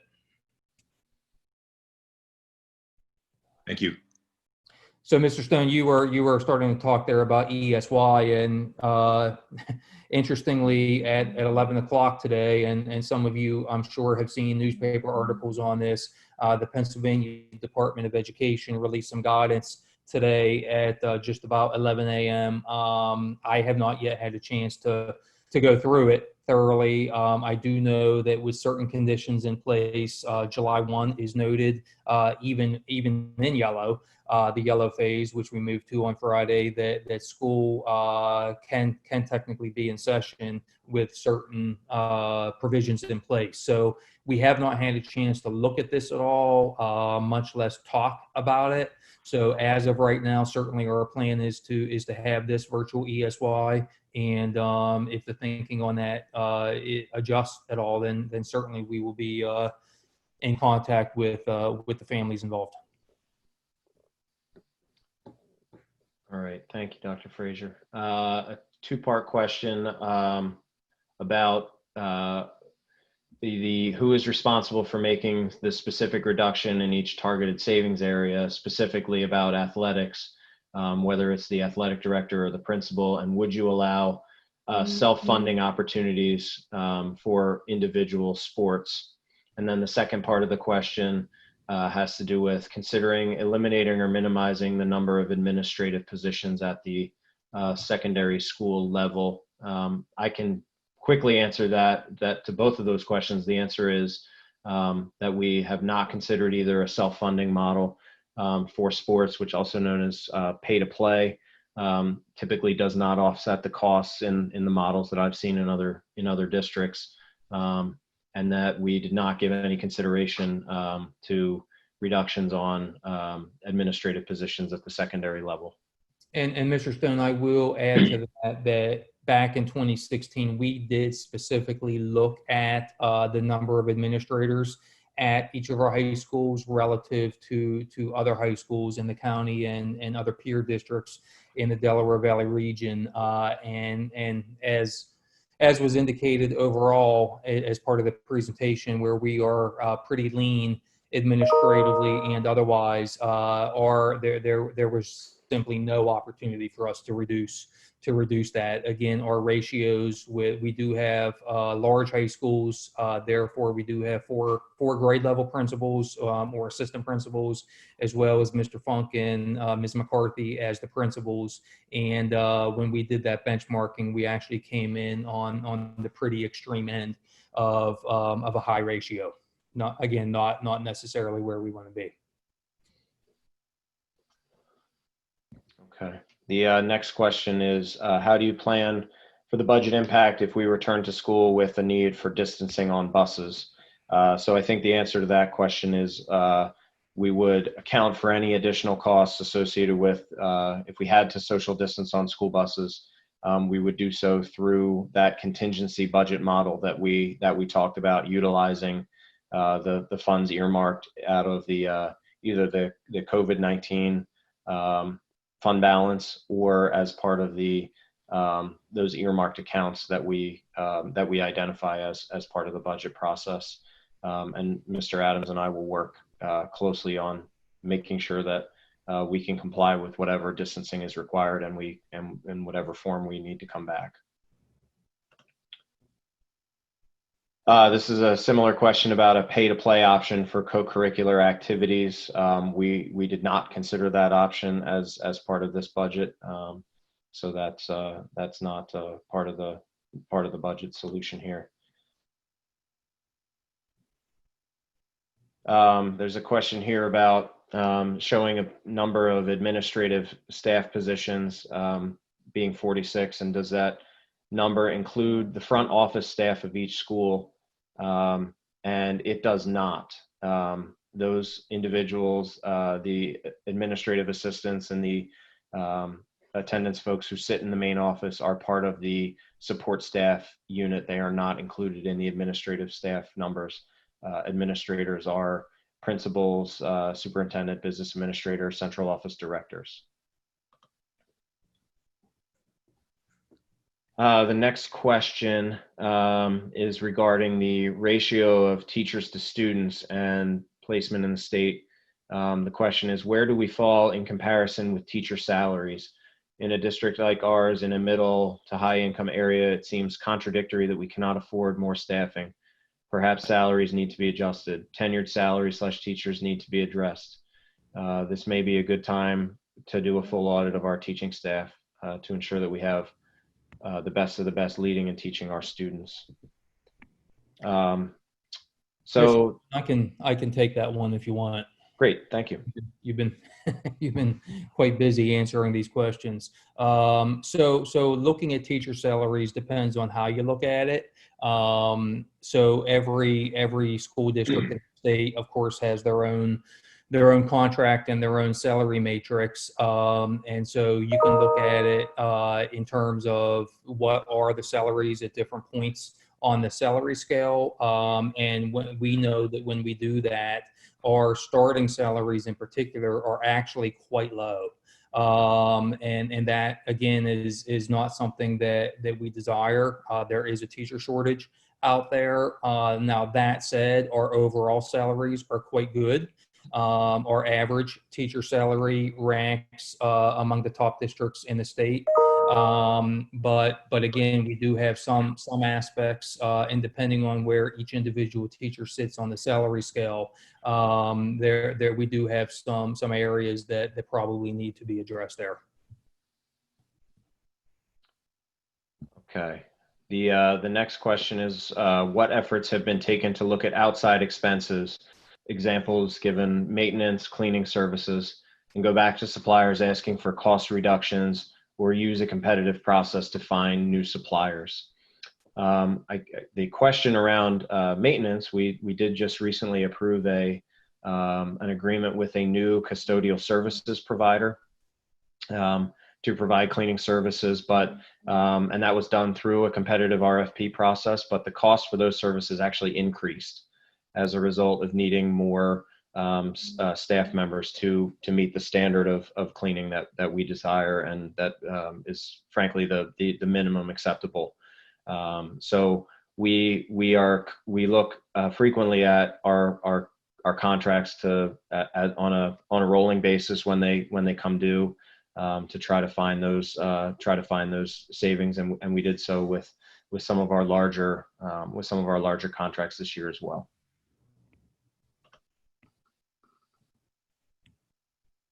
There's a question about walk zone enforcement, and the question is, will the walk zone enforcement be enforced if the children needed to walk through a neighborhood without sidewalks to the elementary school? The answer to that question is potentially. It would depend on it depends on PennDOT uses some standards around the width of the road and the speeds traveled on the road. So it's not always a yes or no answer.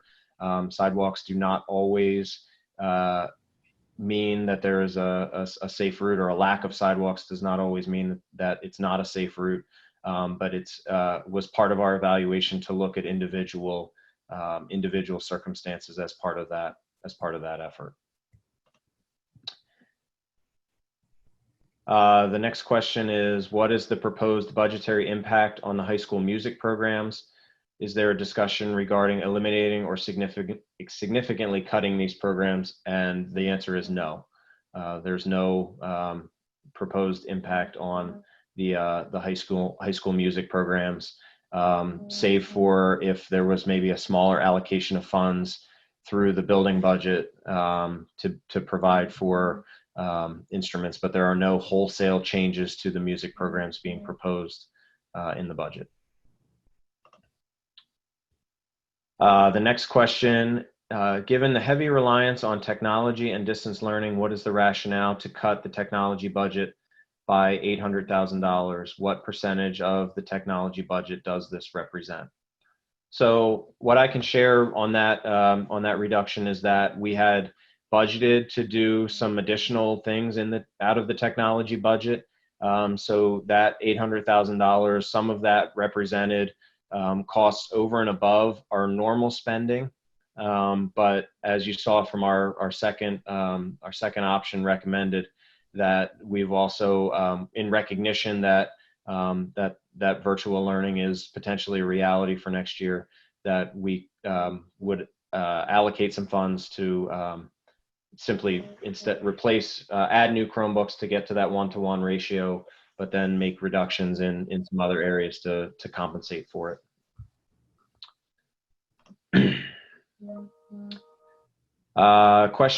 Next question, can you tell us how many Chromebooks are bought with $630,000? Because that seems to be enough for nearly every student. So Mr. Frederickson, if I recall correctly, we were estimating $300 per Chromebook. Is that correct? About $300 per Chromebook. It's about 2,000 Chromebooks. Okay, yep. So there's that answer. And second part of the question was what options are available as far as facility consolidation? I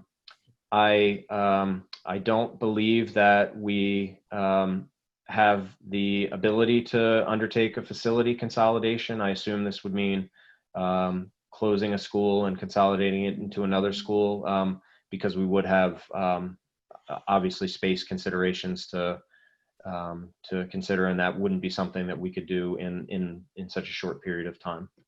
And as a school district, as many folks will certainly recall, we just went through this process 3-4 years ago and made the determination that we cannot afford to close any of our schools or consolidate otherwise. Of course, we have done so at the middle level with the projects there, but that's the extent, given our capacities relative to number of students, that we would be able to do.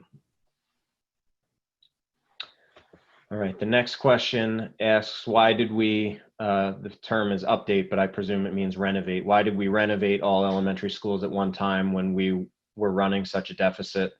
And then the second part statement, all the school taxes were paid last year, why the deficit just this year? And I believe that the pandemic has a lot to do with why we're looking at a deficit for this upcoming year and beyond. There's likely, as I've estimated, we will probably break even for this year, but a lot of that depends on revenue collections that have just started coming in for this month and last month. And I mentioned regarding our debt service that it's been phased in over a number of years. So the annual budgetary impact is relatively minor. But obviously our debt service schedule has grown over the years as we've done the needed updates to our facilities.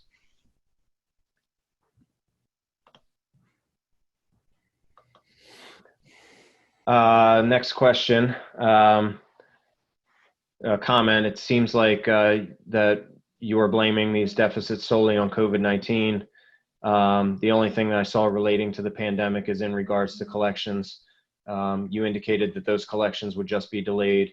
What evidence do you have that COVID-19 is going to cause these massive deficits in revenue outside of delayed collections? So that's a good question. We are anticipating that there will be higher collections than normal in the months of July and August than compared to April and May because of that filing deadline push.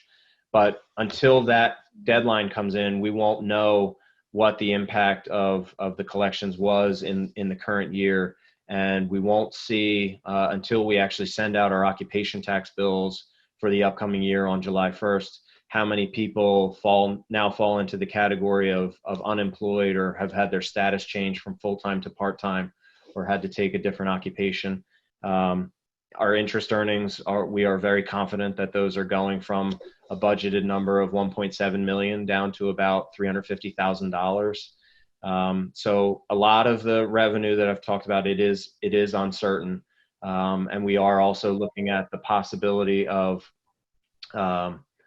seeing some additional expenditures associated with the returning to school in pandemic circumstances. We're obviously not able to quantify those until we have our plan put together and complete guidance from the state about what reopening looks like. But those are obviously the things that we're looking at. So we as an entity that is highly sensitive to collection rates and to the economic impact of taxes, we are anticipating seeing some declines when 77% of our revenue is coming from those sources.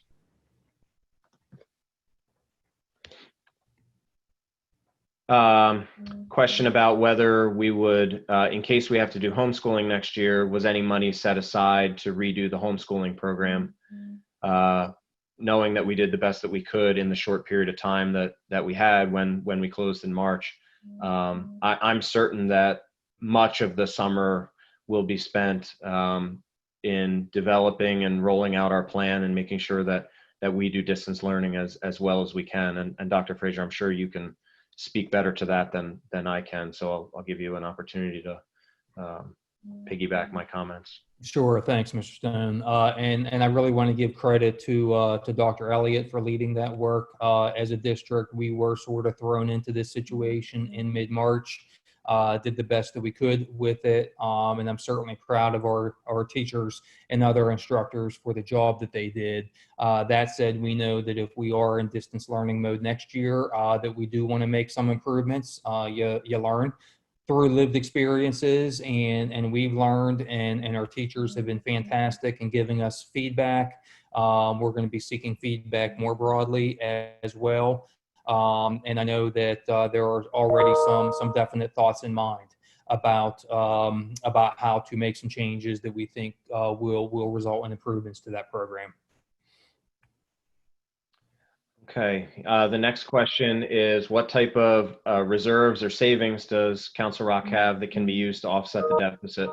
And this gentleman notes that he was not able to view the entire meeting, so perhaps he missed that segment where I noted that we have about $22 million in reserves, and we are allocating about 10% of those reserves to balance the next year's budget.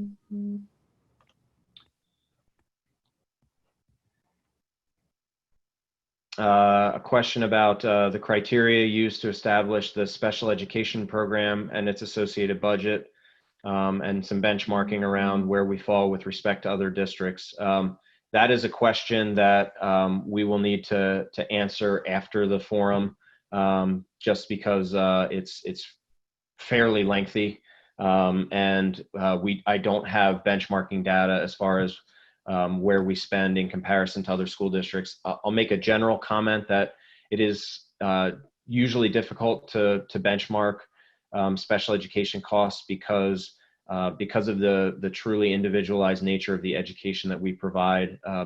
We have students who we provide special education services for who may cost an incremental additional $1,000 per year, and we have some students that cost probably upwards of $150,000 a year based on their needs. So depending on the student population does really impact that benchmarking, but it's certainly data that we can provide as part of the follow-up process.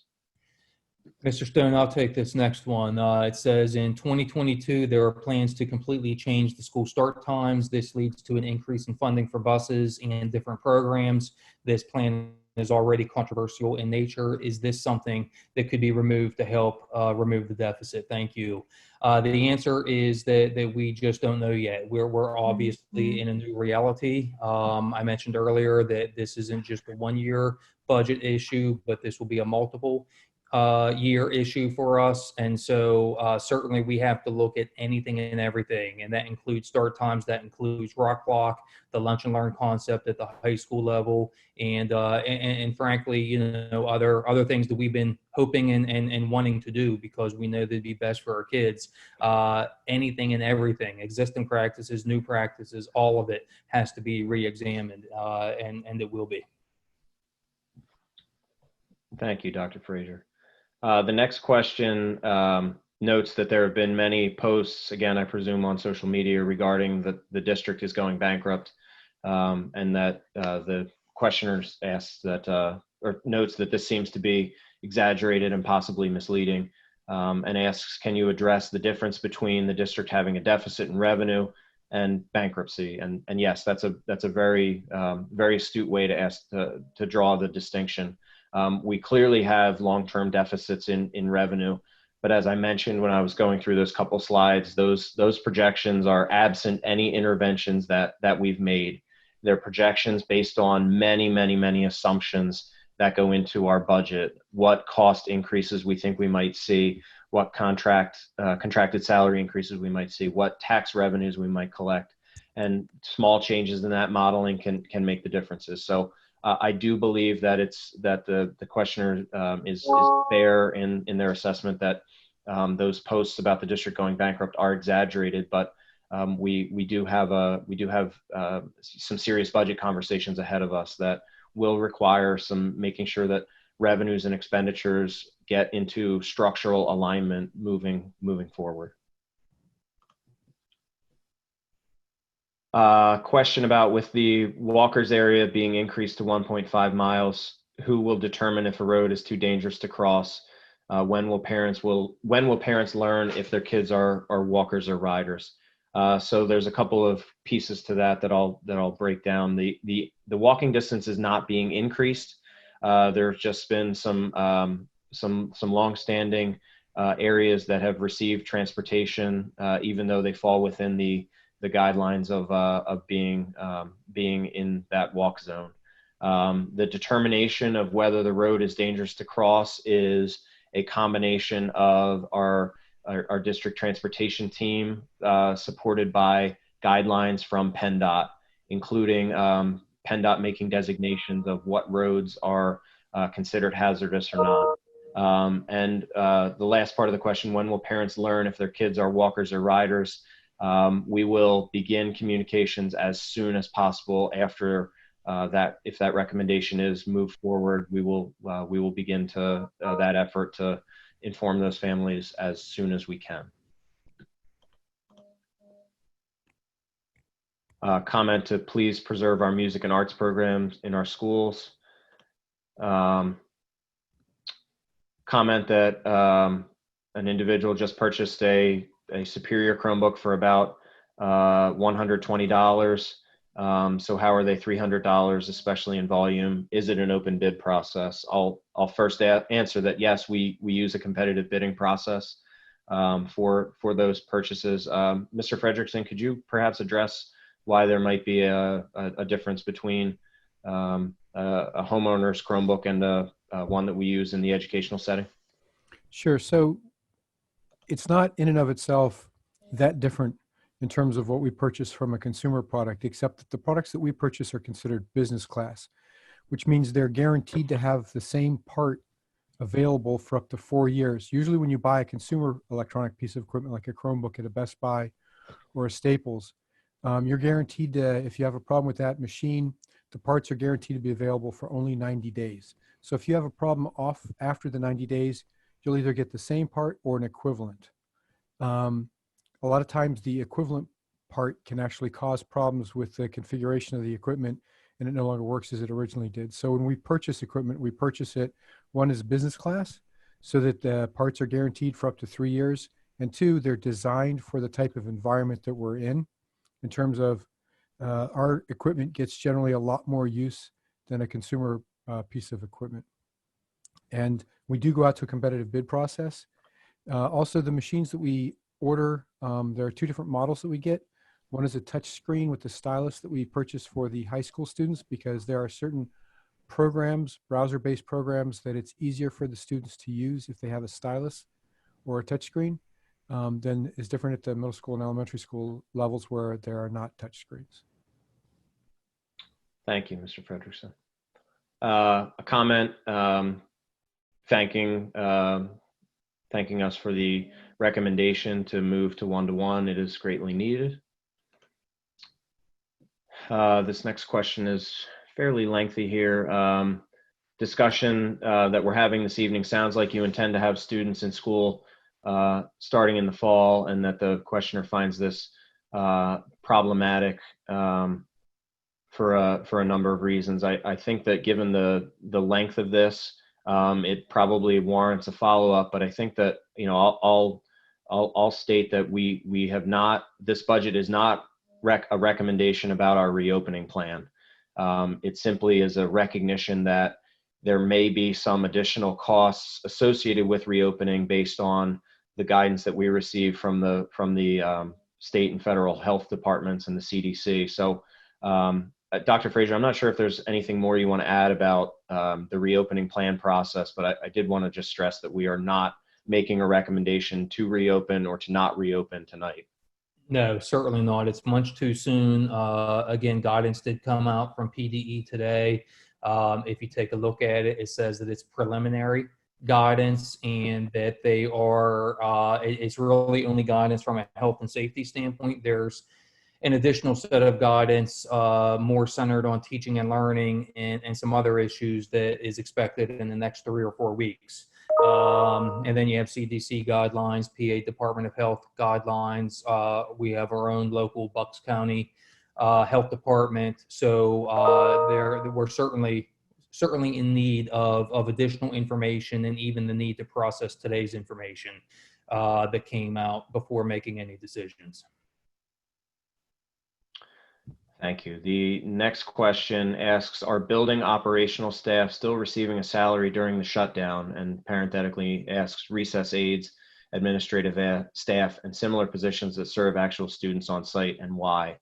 The answer to that question is that the state legislature approved what's known as Act 13 of 2020, which stipulated that all school employees, administrative, professional, and support staff receive their compensation, receive no more or no less compensation than what they would have been entitled to had the state not ordered schools to close. So we are mandated by state law to continue to pay all of our employees. Dr. Frazier, Ms. Marcel, Mr. Bialik, I have 2 more questions that have come in, and I'm looking at the hour. It would be my recommendation that I take these last 2 that have come in. The volume has slowed. And that we then allow the board members to answer their question, and that we could address any other questions that might come in after the forum is over. Would that be an acceptable approach? I think Yeah, so. I think that makes. Quarter after Yeah, 9. all right. That makes sense. Thank you. Okay. Yeah, we also, let me just say with that comment, Bill, that we also do have a finance committee meeting coming up next week. Indeed. So if there are other people that we have, and I just want to comment quickly that we had over 300 people attend this webinar, and now it's at 214. So first of all, that's fabulous. But there might be other questions that come in between now and then. So I think I don't have an objection to waiting until next week to answer anything that comes in past the cutoff. Okay. Thank you. Mr. Cox doesn't have a problem with it. I do not. Sounds like a good approach to me. All right. Thank you all. Question, has the possibility of offering a buyout to those teachers who are at the top of the salary scale been considered? Could that option potentially reduce deficits?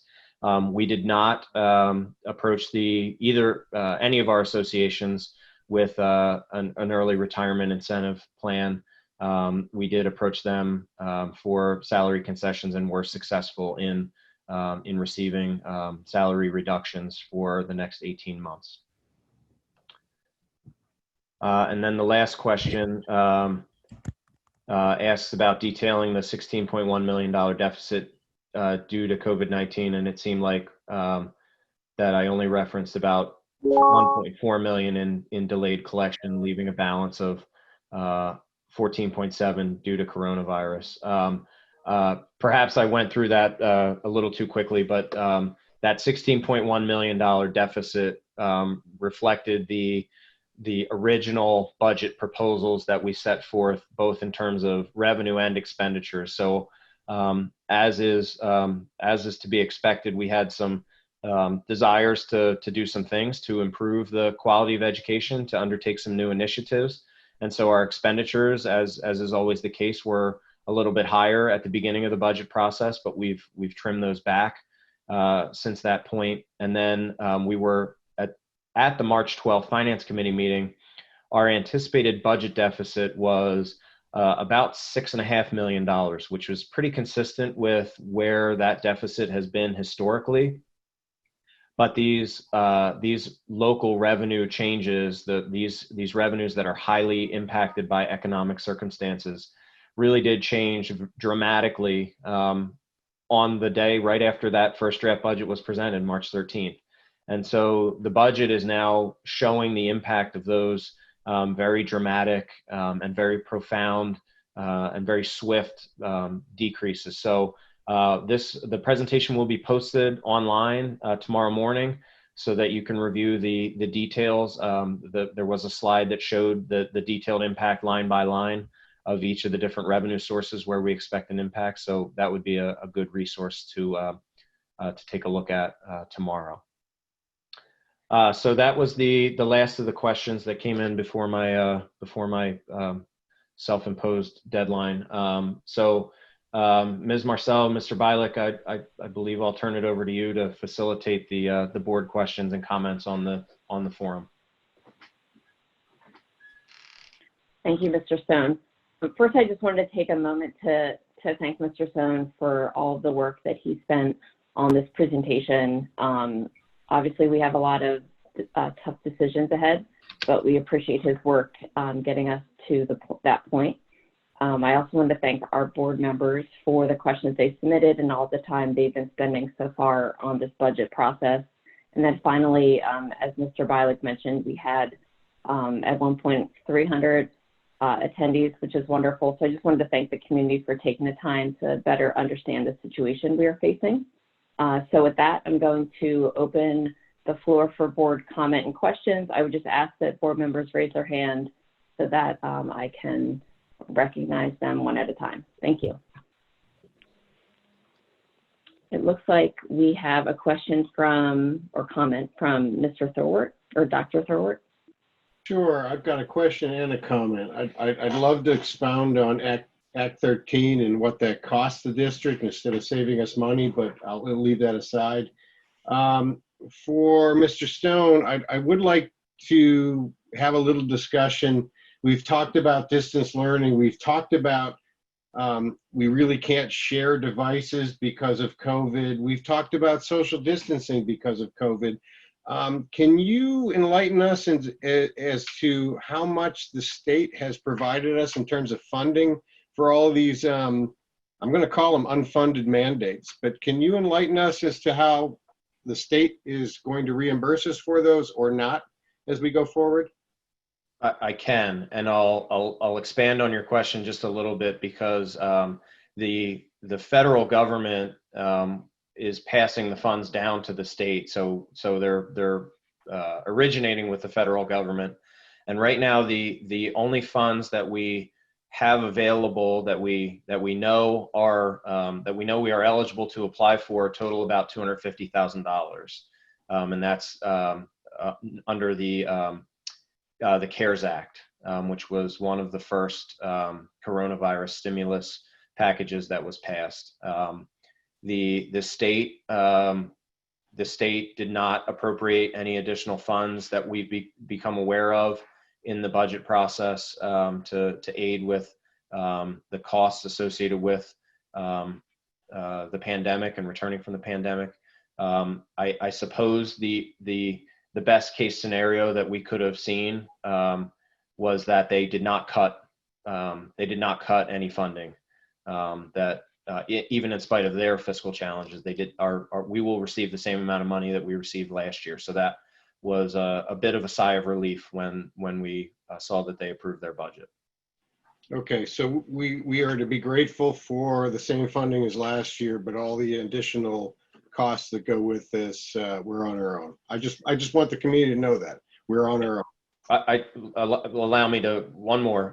There is a grant eligible because the federal government declared an emergency disaster. So we are in the process of applying for a FEMA grant reimbursement, which is for the costs that we've incurred just related to the closure. And so right now that's fairly limited in scope. So it's not a significant amount of money at this point, and we have not yet received it. Okay.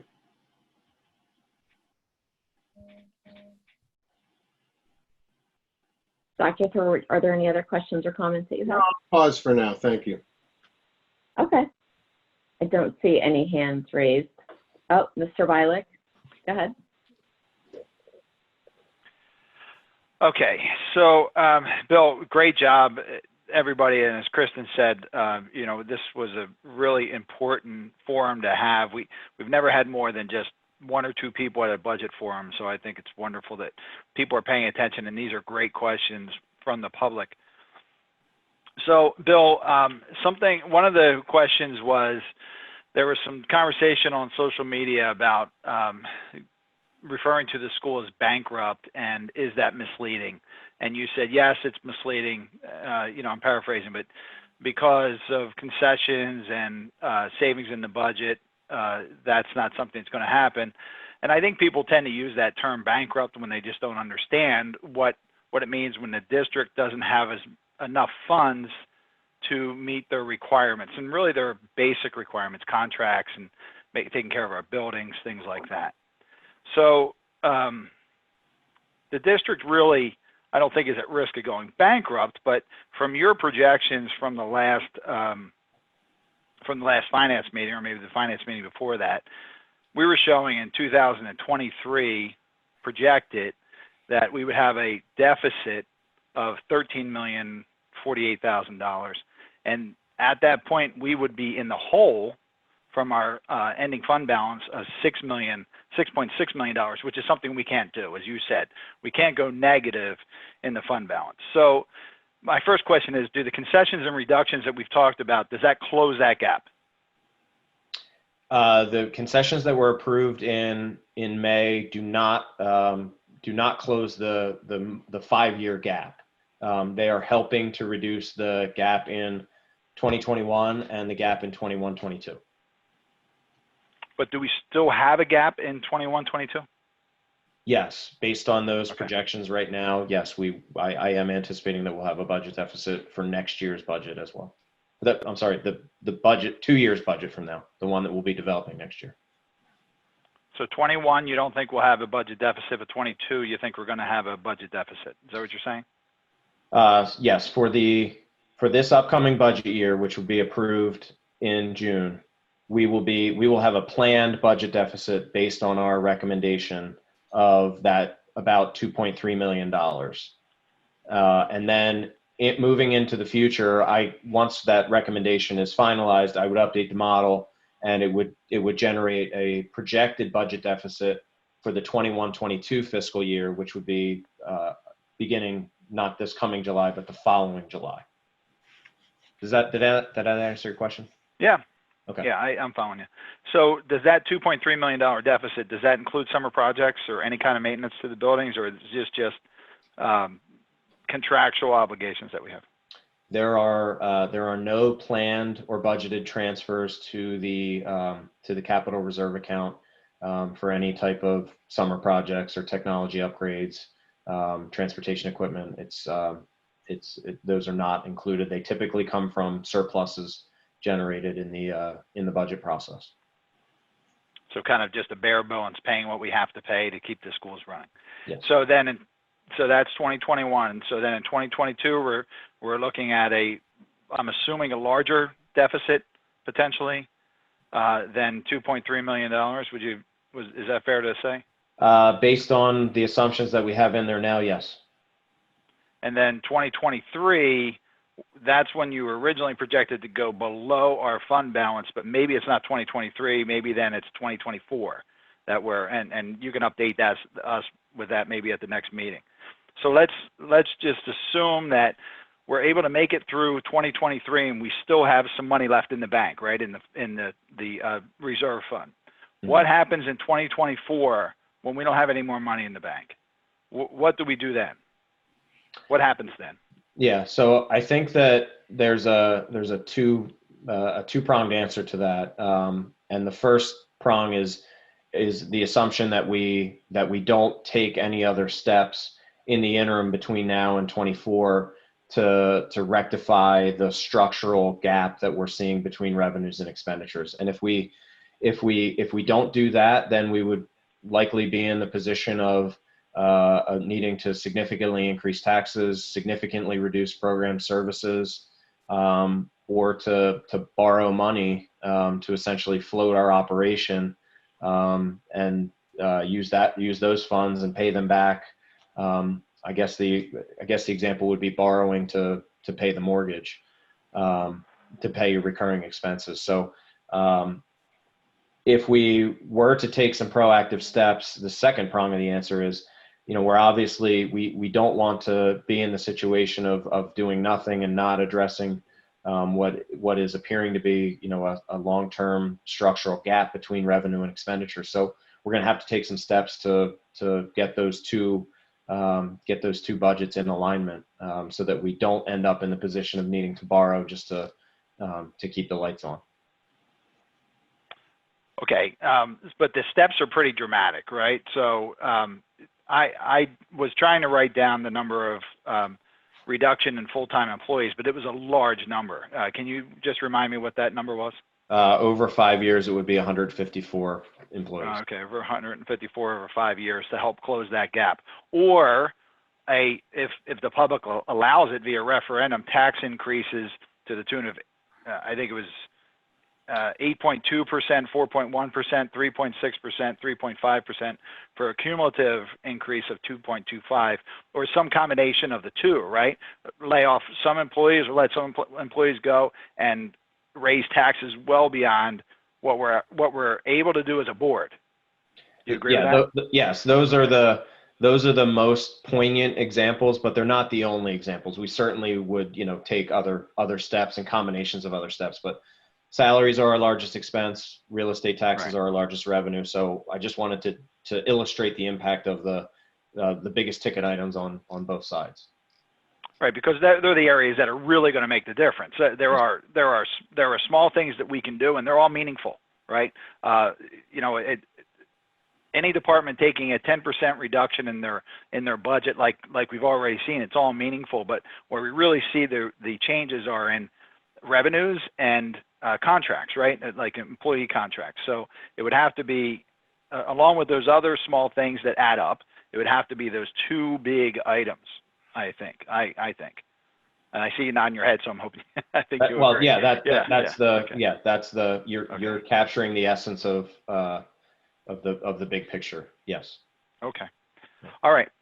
So I hope we obviously have to continue this dialogue, and we have to be honest with ourselves and with the public that these are the potential things that we're looking at. This is not an alarmist approach, but when somebody says something like, when a member of the public says something like bankrupt, it's a feeling that people have, and it may not be the correct verbiage for what's happening at a school district.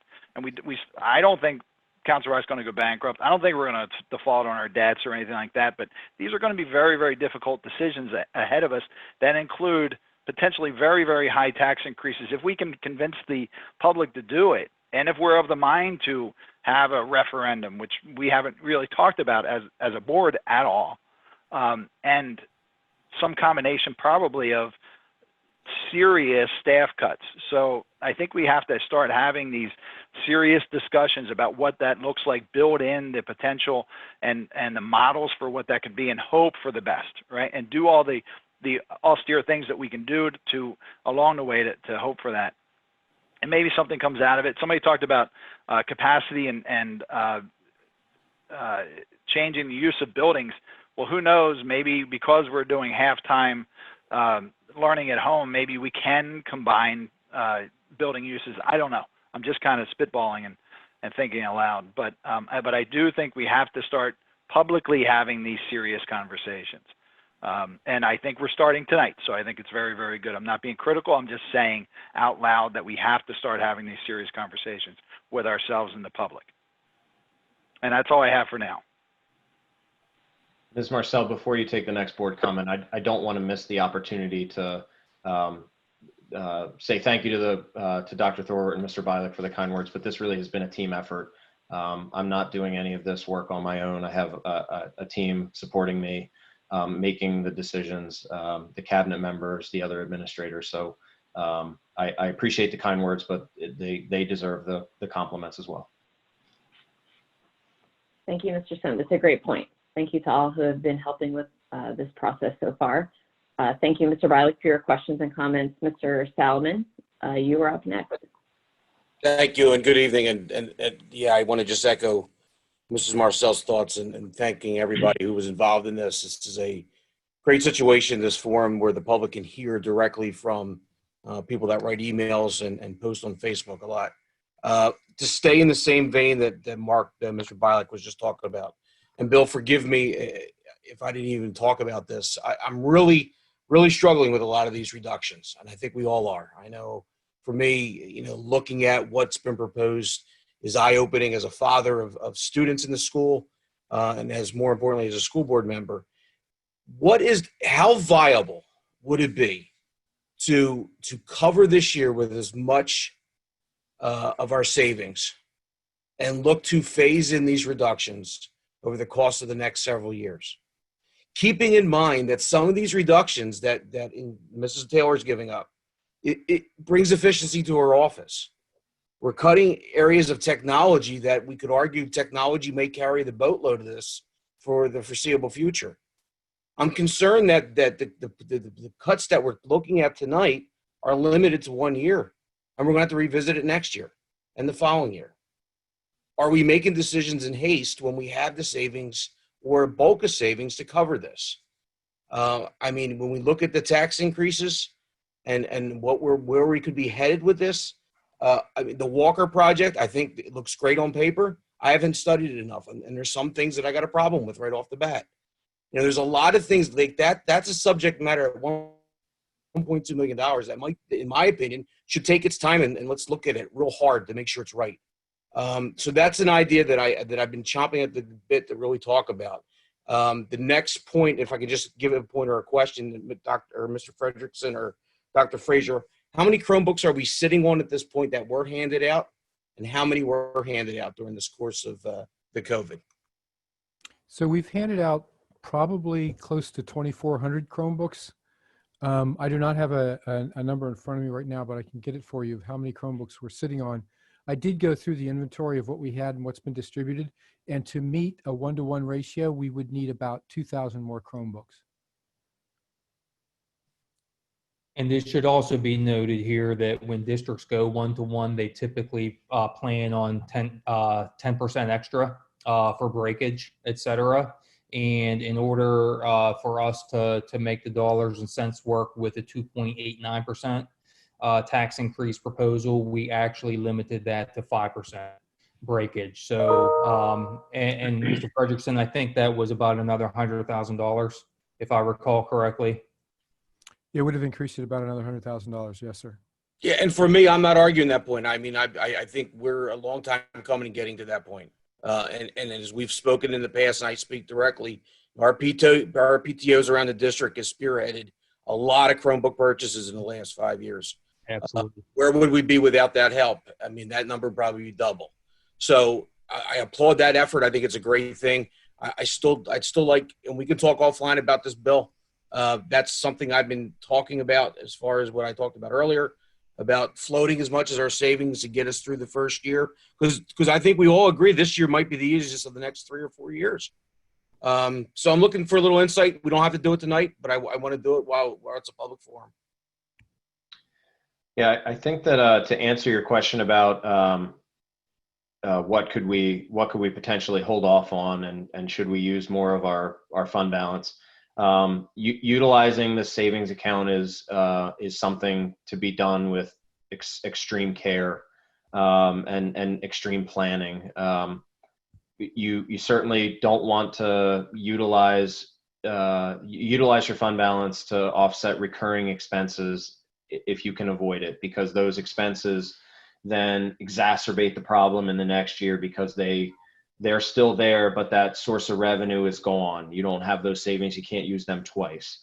So I think that in years past where a deficit budget model has been used, there's been more comfort around the projections and the ability to save some expenditure money and to come in a little higher on revenue and be able to offset those two. But this recommendation to use about 10% of our fund balance really is representative of about as close as we can get to really utilizing those funds. And obviously these are projections and things can change during the year, but given the tremendous uncertainty around what we might need to spend on PPE and social distancing if we are coming back into school in some capacity, I would feel a lot more comfortable if we retained that fund balance for future years and used it in a more incremental fashion.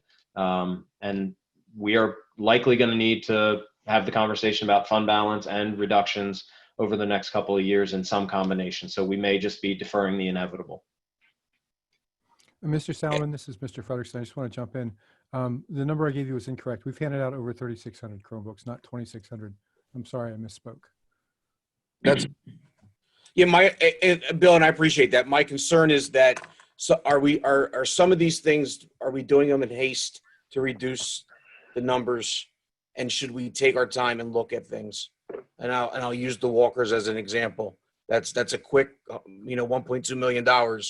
But as we saw with the bus service this year, and we don't know how our relationship's going to be with them moving forward, making kids walk 1.5 miles may be, easy to do on a map. It may be difficult to pull off to your tax base. Yeah. So as the administrator responsible for the transportation operation, it was not a recommendation that I take lightly. And certainly in ideal circumstances, we would have had this pandemic in September to allow for lots of public input and planning.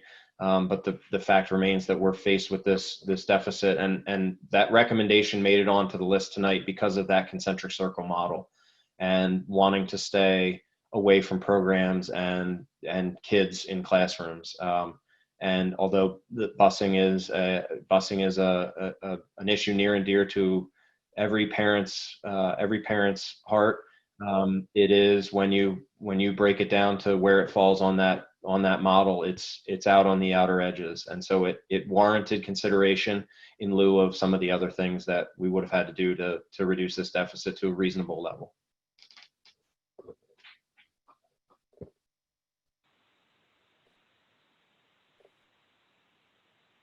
Thank you, Mr. Sen, for the explanation. Mr. Hidalgo, I believe that your hand is raised.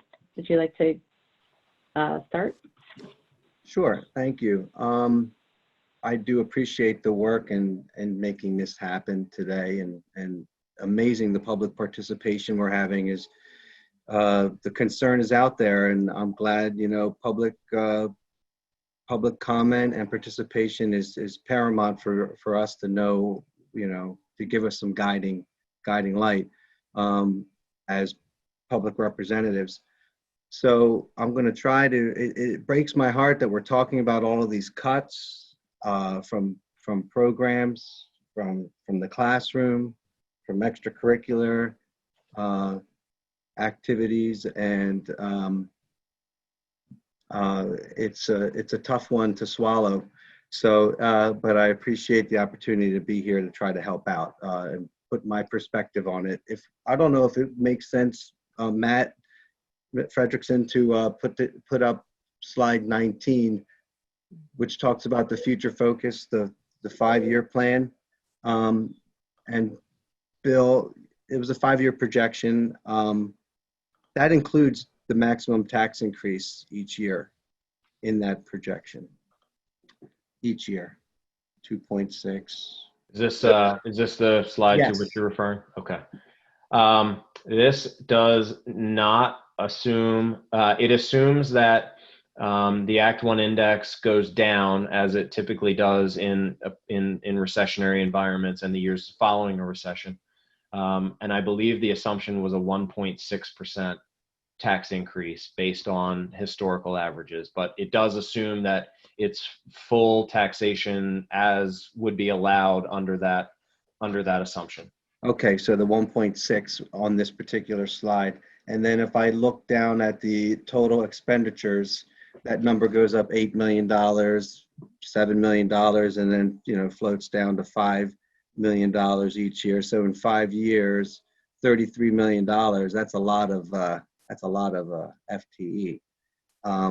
That I just don't see. So now I want to couple that idea with that snowballing expenditures with how do we get here, and look, when we looked at this from a staffing perspective on slide 21, where we looked at, we can't even afford, from a staffing standpoint, from a student to teacher ratio, to stay, you know, even in the 20th percentile. The answer is not cutting staff. That's not, we can't afford to cut staff. Or administrators, because, you know, we need 12 just to get back to the average, right? According to that slide, if you have that slide. Could you move 2 more slides to 21, please? Or is it, yeah. So then you couple that with what Dr. Fraser said, that how do we get there? I could ask the question, but I'm assuming it's that we have teachers being paid, or professionals being paid at the 98th percentile, while our student to teacher ratios are the 20th percentile, you know, at the bottom. So it's an unsustainable model. And I think that I really want to beg that I appreciate the concessions that came. They are very meaningful. But for us to go back and look at how we're going to be in 5 years, we cannot sustain this. And I don't think cutting staff is the way to do it. I think everybody's got to pitch in to come to some agreement of how do we provide good education to the children and at a fair price to the community. But it's tough, because who wants to give up anything? You know, you work hard all your life to get to this point. The last thing you want to do is hear somebody tell you that, oh, it's time to give back because we don't have anything. But then let's find out what's the alternative. But I really believe that was a great step in the right direction, but time is of the essence. And I think the last question regarding this was, you don't want to go below 4% on their fund balance of the current budget. Is that kind of what you had said? If you get down to like 10 million, you're in really big trouble. Some kind of threshold I remember us speaking about, Bill. Yeah, I think that a 4% of expenditures threshold would be sort of the absolute minimum that we could that we would want to tolerate as an organization, to not hurt our credit rating and to make sure that we had sufficient liquidity to fund the organization. So I really want to protect our fund balance, and I think you guys are doing a fantastic job with what you're working with for this year. But I think we're going to hit a wall in the next couple of years if we don't do something, if we don't start talking about it now, which I'm glad we're doing, and I'm sorry to have to bring it up. But I don't know if Dr. Fraser wants to mention anything about anything, but I'm going to leave it at that for now. I'm just sorry that we have to be in this situation to start talking about how can we all work together to get us a little more financially strong, because I think we're at jeopardy, and things might turn around quickly. Let's hope, and that will make things a lot easier. But we have to prepare for even just the average expectancy of what a short-term recession could do to our outlook. That's all I have for now. Thank you, Mr. Hidalgo. Mr. Tate, did you have any questions or comments? And I saw your hand was up previously. Thank you, Ms. Marcel. Yeah, I did take it down because the hour is late, but since you asked, I wanted to say that I thought it's awfully creative what's been done in terms of enforcement of walk zone policies and some other cuts in transportation.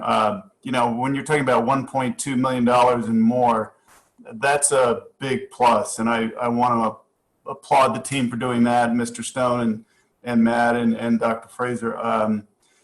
The other thing that I wanted to note was I had submitted a question about fund balance as well. And when you look at the 5-year projection that Mr. Stone showed, I think it's pretty clear why we can't go any further into our fund balance at this point. I think it's prudent to maintain what's currently the level. And by the way, policy for requires that we aim at least for 5%, and 4% is the absolute bottom of that threshold. And the last thing I'll say, and I said this at our last meeting, which is we would be in a lot tougher position. We're in a difficult situation, but we'd be in a lot tougher position if the Teachers Association and the administrators and the support staff had not made significant concessions. When you're talking about $4 million plus in this situation, I want to again express the board's appreciation to the teachers and the administrators and the support staff for their cooperation in this financial situation. So thank you.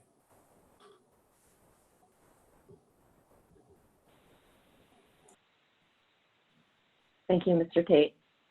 Ms. Brooks, I believe your hand is up. Would you like to share a few comments or questions?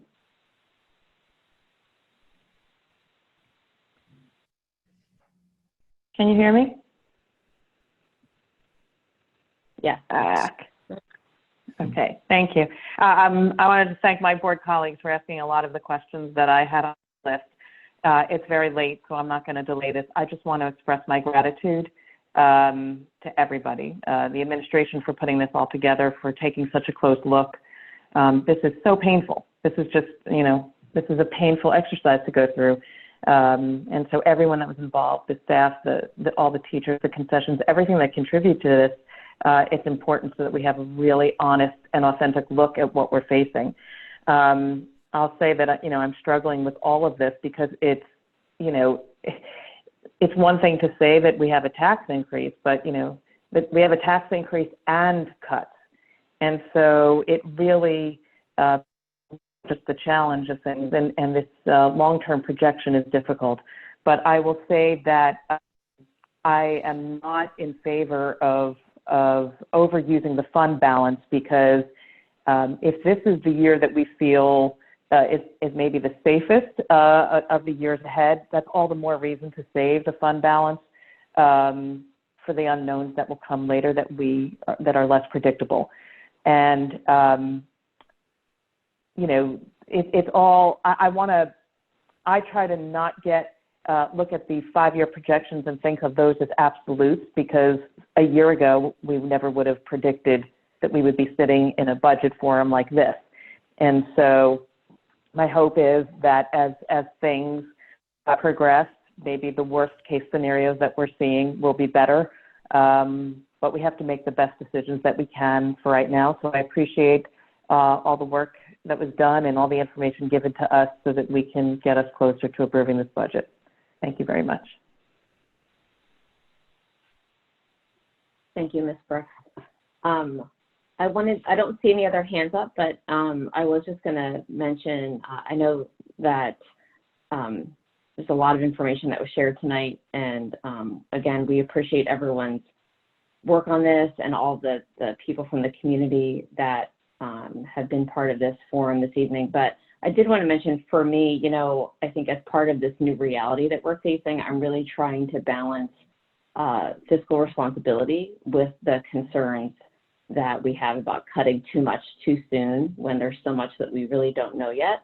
And so for me, I'm really just trying to make sure that the pendulum doesn't swing too far. But I think that overall, Dr. Frazier and his team have done such a wonderful job of trying to examine all of the areas that could be cut and those that we really should not. And then I would say just two notes. One is that I really believe that we need to fully fund the technology and Chromebooks and everything that supports it. I think that's going to be so important going forward.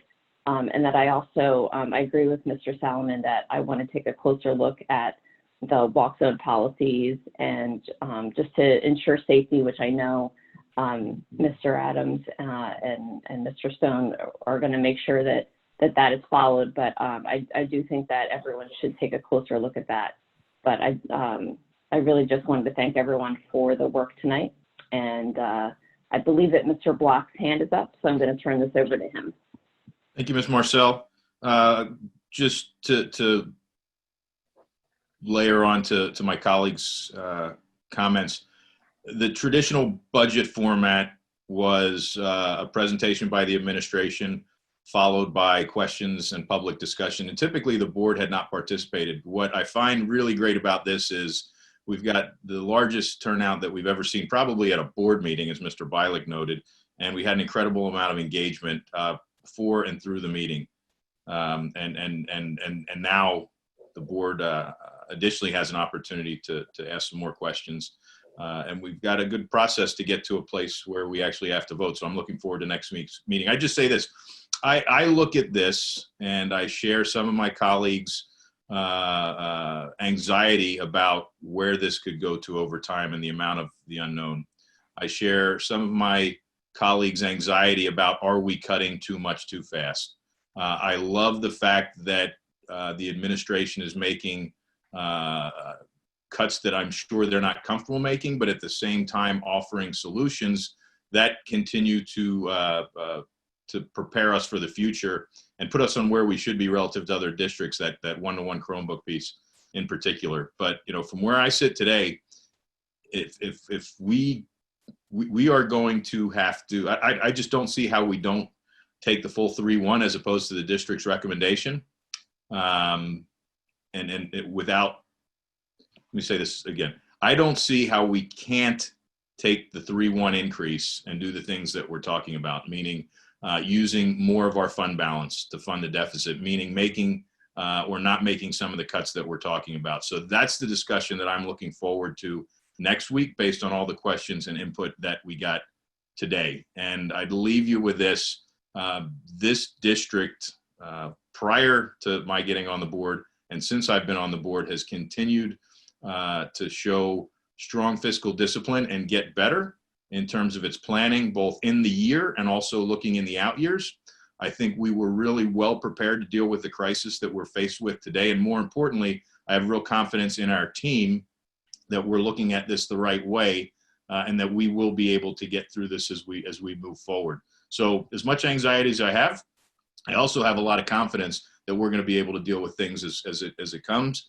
And although there was a lot of provocative comments out there tonight, I hope the district walks away having some confidence in the process that we're going to go through to end up with the best result for our kids, our staff, and our constituents.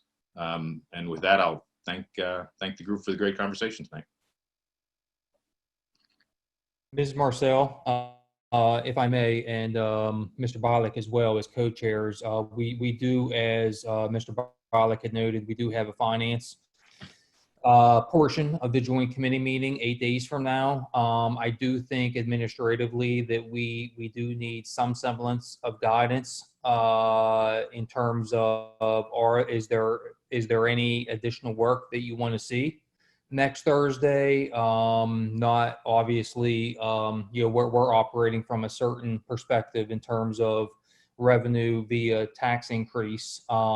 It would just be good, I guess, to know whether we're at least in the ballpark in terms of the planning that we've done to this point, and or if there are any significant bodies of work that the board would like to see done for next Thursday, because next Thursday will be the last chance before it shows up the following Thursday on the board agenda for approval.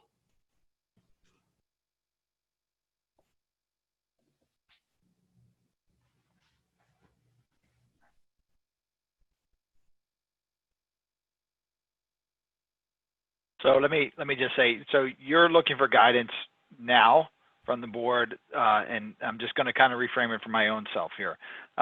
If there's any additional work that Bill and you should be working on between now and next Thursday, here it being Wednesday, is that what you're asking for? Yeah, that's exactly right. Is it acceptable, Dr. Frazier, if the board has some time to kind of collect your thoughts and get back to you by the end of the week, or is that too short of a time?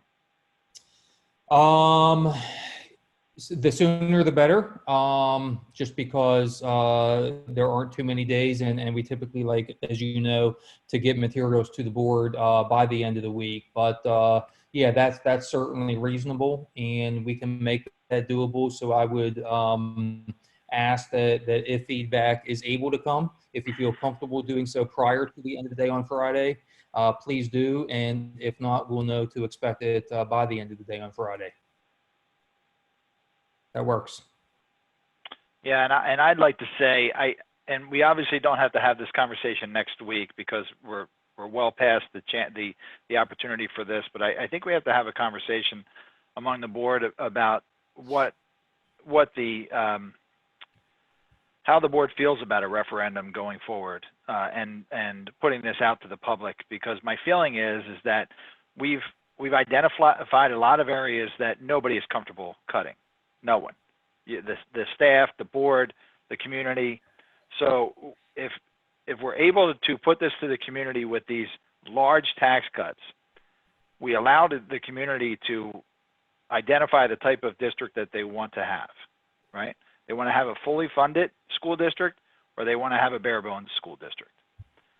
It's beneficial as one of the 75 to 80% of the people that don't have their kids in school and are still paying taxes.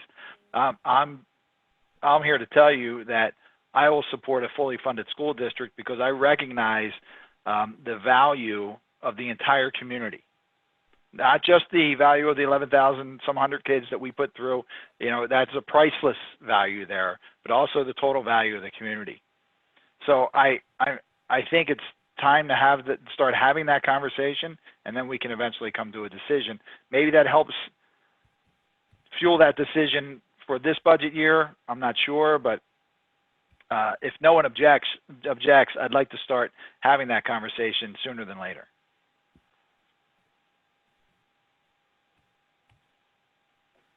That's all I have.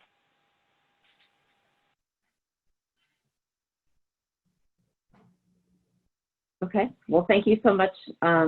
We appreciate everyone's work and everyone's time tonight. We know it's so late, and I know that Mr. Stone and Dr. Frazier will be looking for some guidance from the board by Friday. And if there are other questions, I'm sure we'll be talking soon, but thank you. All right, thanks, Ms. Marcel, Mr. Bialik, the entire board, and we still have 90 people hanging out with us at 10 p.m. So a very special thank you to all of you. That please know that the budget email address will continue to work. It will continue to come to us. So thoughts, ideas, questions, please do keep them coming. And have a great evening, everyone. Thank you. Thank you. Thank you, everyone. Thank you.